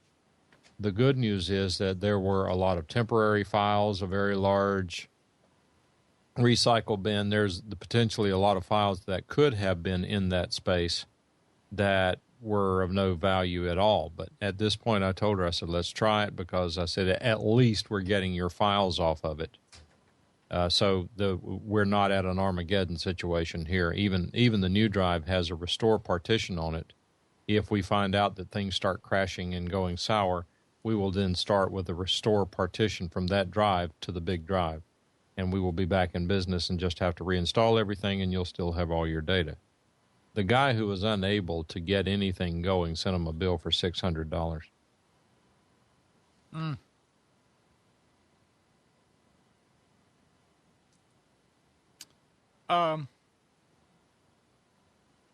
Mike, how big a TV do you have in the house? 42. And do you know what's the resolution or not the resolution, the standard of it? Is it the 1080? Oh, it's definitely 1080. And how old is it? 5 years. Oh. Are you going to buy a 4000? No. Why? What would I watch on it? Why are they selling them? Well, I mean, nothing wrong with that. I mean, there are going to be some DVD players supposedly that have 4,000, but I mean, no TV station. I mean, if they start transmitting at 4,000, Nick knows more about this than I do, but if they start transmitting at 4K, it's going to be so compressed it'll probably be worse than 720. Yes, that would that would probably be correct. So I don't look forward to that, and God forbid you should waste time watching Channel 5 or any of these local networks. I mean, it's nothing on there worth watching. Now they have, Asus has a monitor, computer monitor, 4000, 4K. Isn't that... But if your computer can support that, that would be logical, because there may be things that you need that sort of resolution, particularly in some sort of maybe a graphics editing program, maybe in video editing program, maybe in CAD design. There may be reasons for that. I'd be interested to see the cooling solution they've chosen for the graphics card for that. You have to go to the store each day and get a bag of ice and pour it into this bin that attaches to the circulation system outside of the computer. Yeah, wouldn't doubt it in the least. So, Slashdot is saying, we've pointed out some problems with Twitter's new two-factor authentication. For example, since just one phone number can be associated with an account, Twitter's two-factor authentication won't work for organizations like the Associated Press, the Onion, the Guardian, whatever. They were hacked.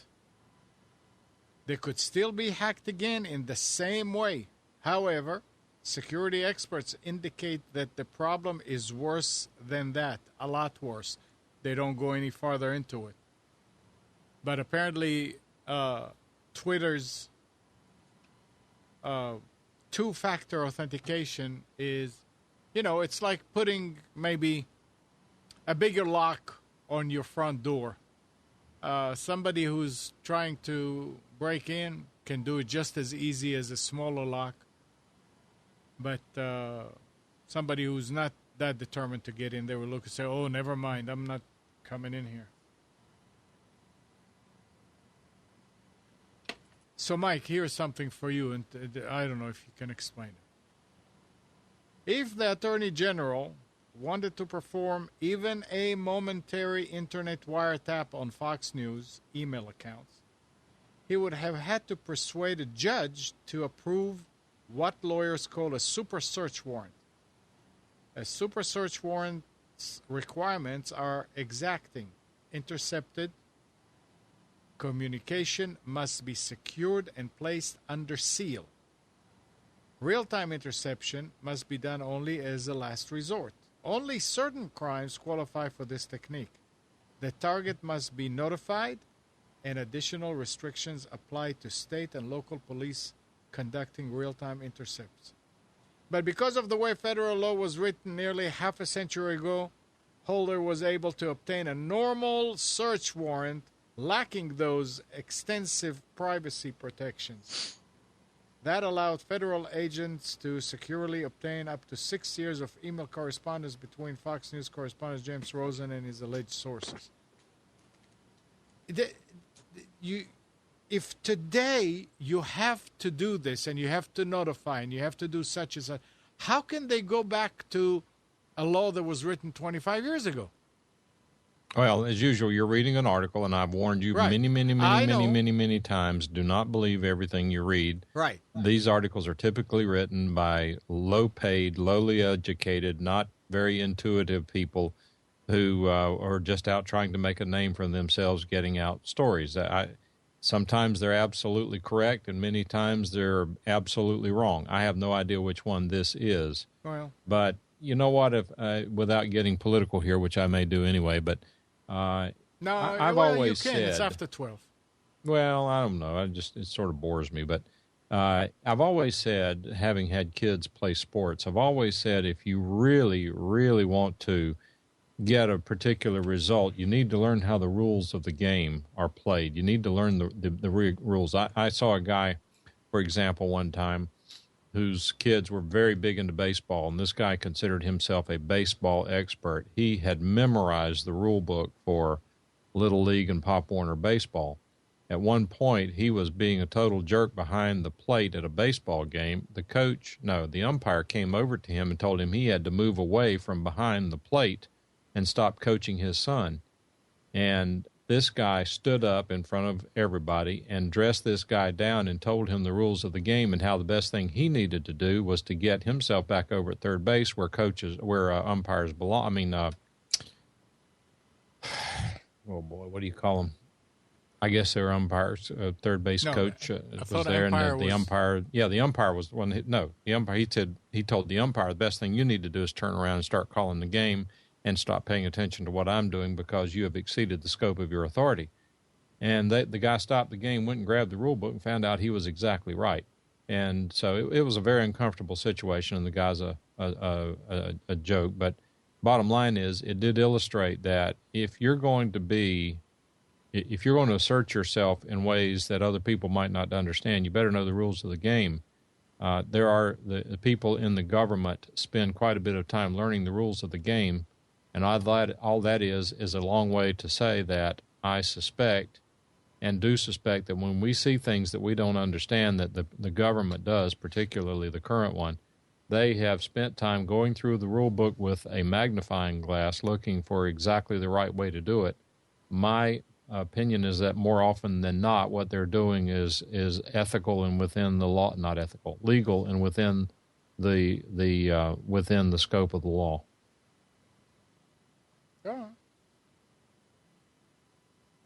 Even though we don't like it and it doesn't make sense, if you look at it at a very surgical level, they probably have complied with the law. Oh, I'm sure. And if not, they're going to change it appropriately. Say again, Steve, I was talking. I say, and if not, they're going to change it appropriately. Yes, well. Yeah. I am actually reading a book now, and it has taken me forever to read it, partly because I am reading it very slowly. It's not a novel. It's actually a book written by Alan Dershowitz, of all people. I can't believe I'm reading a book by Alan Dershowitz. Well. But this was before he was so far off the deep end. And the book goes into some things about criminal prosecutions, law enforcement, court systems, legal system. It's pretty distressing. Particularly to know that it has probably gotten much worse since the book was written in the 80s. But I actually do recommend the book. I've forgotten the name of it, but good. I'll tell you one of these days. But I actually recommend the book. I bought it used for like $3. Listen to this thing. Using only biomolecules such as DNA and enzymes, scientists at the Technion, that's the Israel Institute of Technology, have developed and constructed an advanced biological transducer, a computing machine capable of manipulating genetic codes and using the output as new input for subsequent computations. The breakthrough might someday create the possibilities in biotechnology, including individual gene therapy and cloning. A computer is working off of your DNA and enzymes. I mean, to a point, yeah. You don't load Office on it or Android, but it's interesting. Go in and fix it. And there was something here. Where is it? Oh, it seems that the UN has started a debate on whether to place limits or bans on robots that can kill without manual supervision. It seems What are they going to try to control next? It seems that bombs are viewed as kinder than robots, which might be programmed to achieve specific ends, e.g., destroy that bridge, kill anyone carrying a gun, etc. I don't know. I mean, what do you want? They probably want smart bombs, which are sort of like a robot, to fall down and right before they reach the target to stop, hover, warn the people there, find out, ask them for their name, serial number, and everything. And if it's the right person, then keep on falling and explode, huh? I don't know. I mean, seems like they should have better things to do. Oh, well. Oh, well, yeah. That's all I have. All right. Are we done? Yes, we're done. All right. All right. Anything,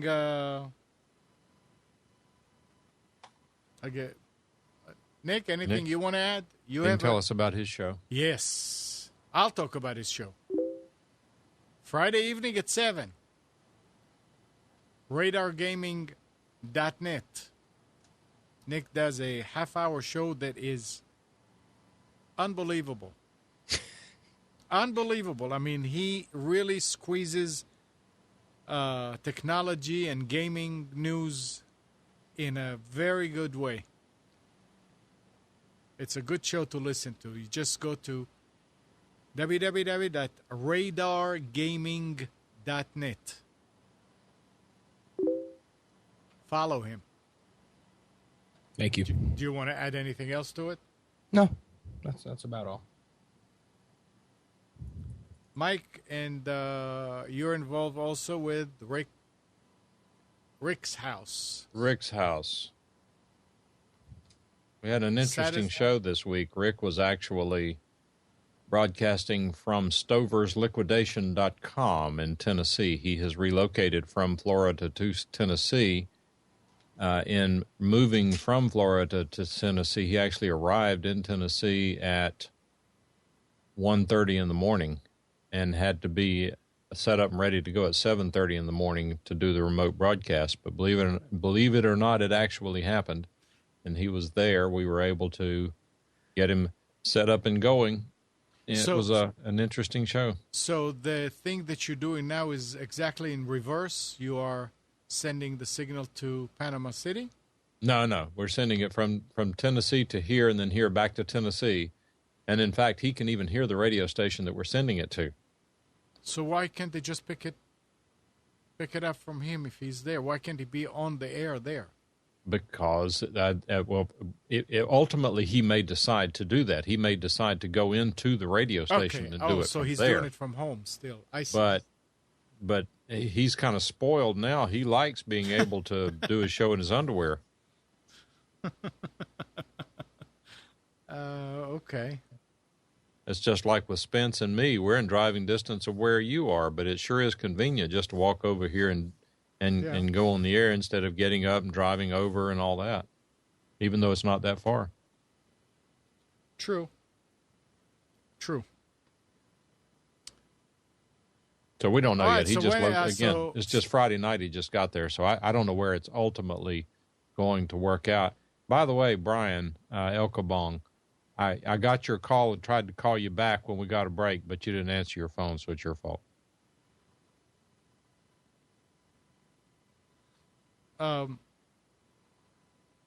And Rick's house is Saturday morning at 9, right? Yep, 8 until 10 a.m. And it's you can hear every show is archived. Right. The easiest way to hear it is to go to Mixlr, Mixlr, Mixlr.com/Rick's House, RICKSHOUSE. You have to click around and look for it, but there's a section of the site called Show Reel. When you click on Show Reel, it shows the last shows. When you click on it, because of the way Mixlr records, as soon as you click on it, you won't hear anything, but be patient. It'll start within a few seconds. And you can skip around in it. But what's interesting for those in the broadcasting business, if you're interested in that aspect of it, the technical side of things, the stream that you hear on Mixlr includes all of the chatter during the commercial breaks. So you kind of get the inside scoop on how things work. We had an awful lot of technical issues because of the switchover, and strangely enough, every one of them was resolved during a break, and the people listening on the radio station never heard any of the issues.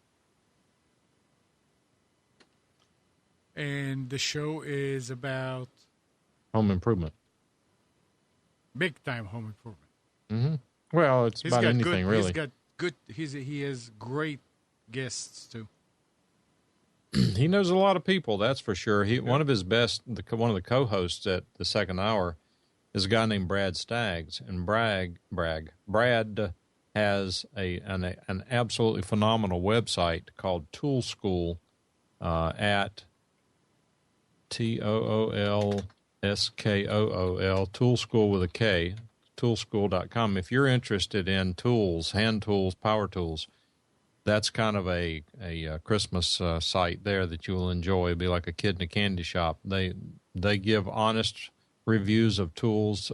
They see a lot of the new things as soon as they come out, and they'll tell you what's good, what's bad, what's a gimmick, what's not a gimmick. And but Brad is also a very personable guy. He's part of the show as the second hour and does a really good job. He's in Nashville, Tennessee. He participates by calling me, and then I do all of the work here with Rick coming in also, and then I stream it back to the radio station in Tennessee. I think that what we're doing, I think, is in many ways sort of the shape of things to come, because the radio stations like WBT and others, they have been, and Leo Laporte, they have been able to have remote hosts for years using technologies such as ISDN. But ISDN technology is deprecated. In fact, it's getting harder and harder to get. What that means is it's a digital method of getting high-quality audio from point A to point B.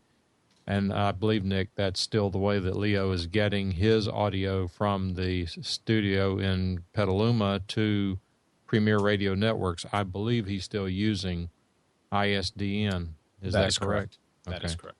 But those things are being discontinued in favor of the internet and T1s and 1 gigabit connections and all, because it's so much cheaper and it's so much more ubiquitous. But by using these these technologies like we use here, it's sort of opening up the market for terrestrial radio stations to get content from people other than just someone in their hometown who can come in on Saturday morning and do a live radio show. I mean, this goes back to, Amnon, what you and I talked about how silly it was for a radio station carrying Computers 2K Now to get rid of the only live program it had on the air. I mean, it's well established that live content attracts more listeners and new listeners than the same old recorded canned content. But it's opening up some possibilities. Whether it will materialize, I have no idea. But it's interesting that the technology is at the point now to where you could theoretically create an audio and or TV type show and have it syndicated multiple networks all over the world. As we know, Andrew Zarian has his network. The Tech Buzz has his network. Computers 2K Now is moving in that direction with a 24/7 network. And I think that as people and companies start moving in these directions and making this content available with, like Nick's Roku apps that make it easy to get to and easy to find just by pressing a few buttons, I think TV and conventional radio are going to feel that. I don't think they're in trouble. I think any more than they've already put themselves into. But I think they're going to feel the impact of the additional competition as time goes on. Okay. And Brian is saying that Rick needs to hook his webcam up and start calling it the Rickster version. I don't know that Rick needs a webcam. Some people ought to be in radio. No, I'm just teasing. He does TV. In fact, that's a good point. I'm glad I thought of it. If you go to Rick's house, if you go to YouTube, Rick actually has a TV show, a syndicated TV show that he does. And you can find his channel, Rick, I think it's Rick's House TV is the search term on YouTube. And it's a very well done show, and you get to see who Rick is, see what he's doing. He's a good guy. Yep, I like him a lot. He and I talk quite often offline, and he's one of the most honest guys I've ever met. He's just a total straight shooter. If he doesn't like someone or something, he'll tell you about it, but he'll also tell you why. It's not just running his mouth. He had some situation arise down in Florida, and that we talked about them, and I like the way he handles those sorts of things. All right. So let's finish. Anything, Steve? Well, just to mention, as we're talking about good guys, Tom Sinclair is that VidBlaster guy, and you can go to thatvidblasterguy.com and find out loads of things. He's also a really good guy, too. Yep, he is. Nick, Mike, anything else you want to add? Yeah, Nick and Steve, hang on after the show, if you would. Okay. We'll do. Okay. So, again, good morning, everybody. Good afternoon. Kathy, Hannah, Nabil, Mac, Norm, Katie, and Donna. Thank you for tuning to Computers 2K Now. We hope you enjoyed and maybe learned something from our time together.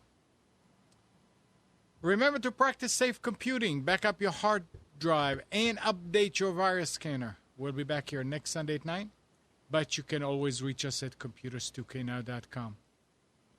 And go ahead and like us and register for the blog while you're on the site. Tonight at 8 o'clock, we're going to have Carrie's Psychic Cafe.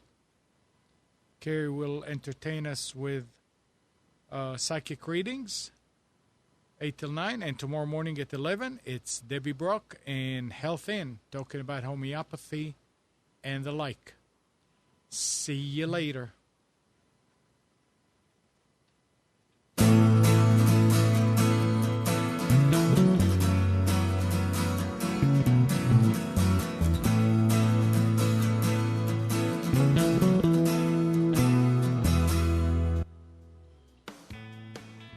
You are tuned to the Nissan Communications Network.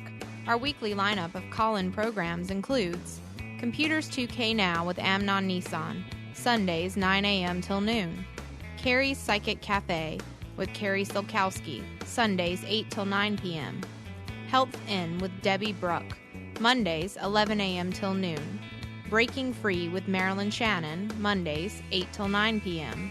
Reawaken Your Brilliance with Julie Seibert, Wednesdays 9 till 10 p.m. And if you tuned in too late, you can always watch each program in its entirety or download an MP3 audio file of it at www.nissancommunications.com. Sponsored by thatvidblasterguy.com, carolinaapparel.com, and deltaforce.net.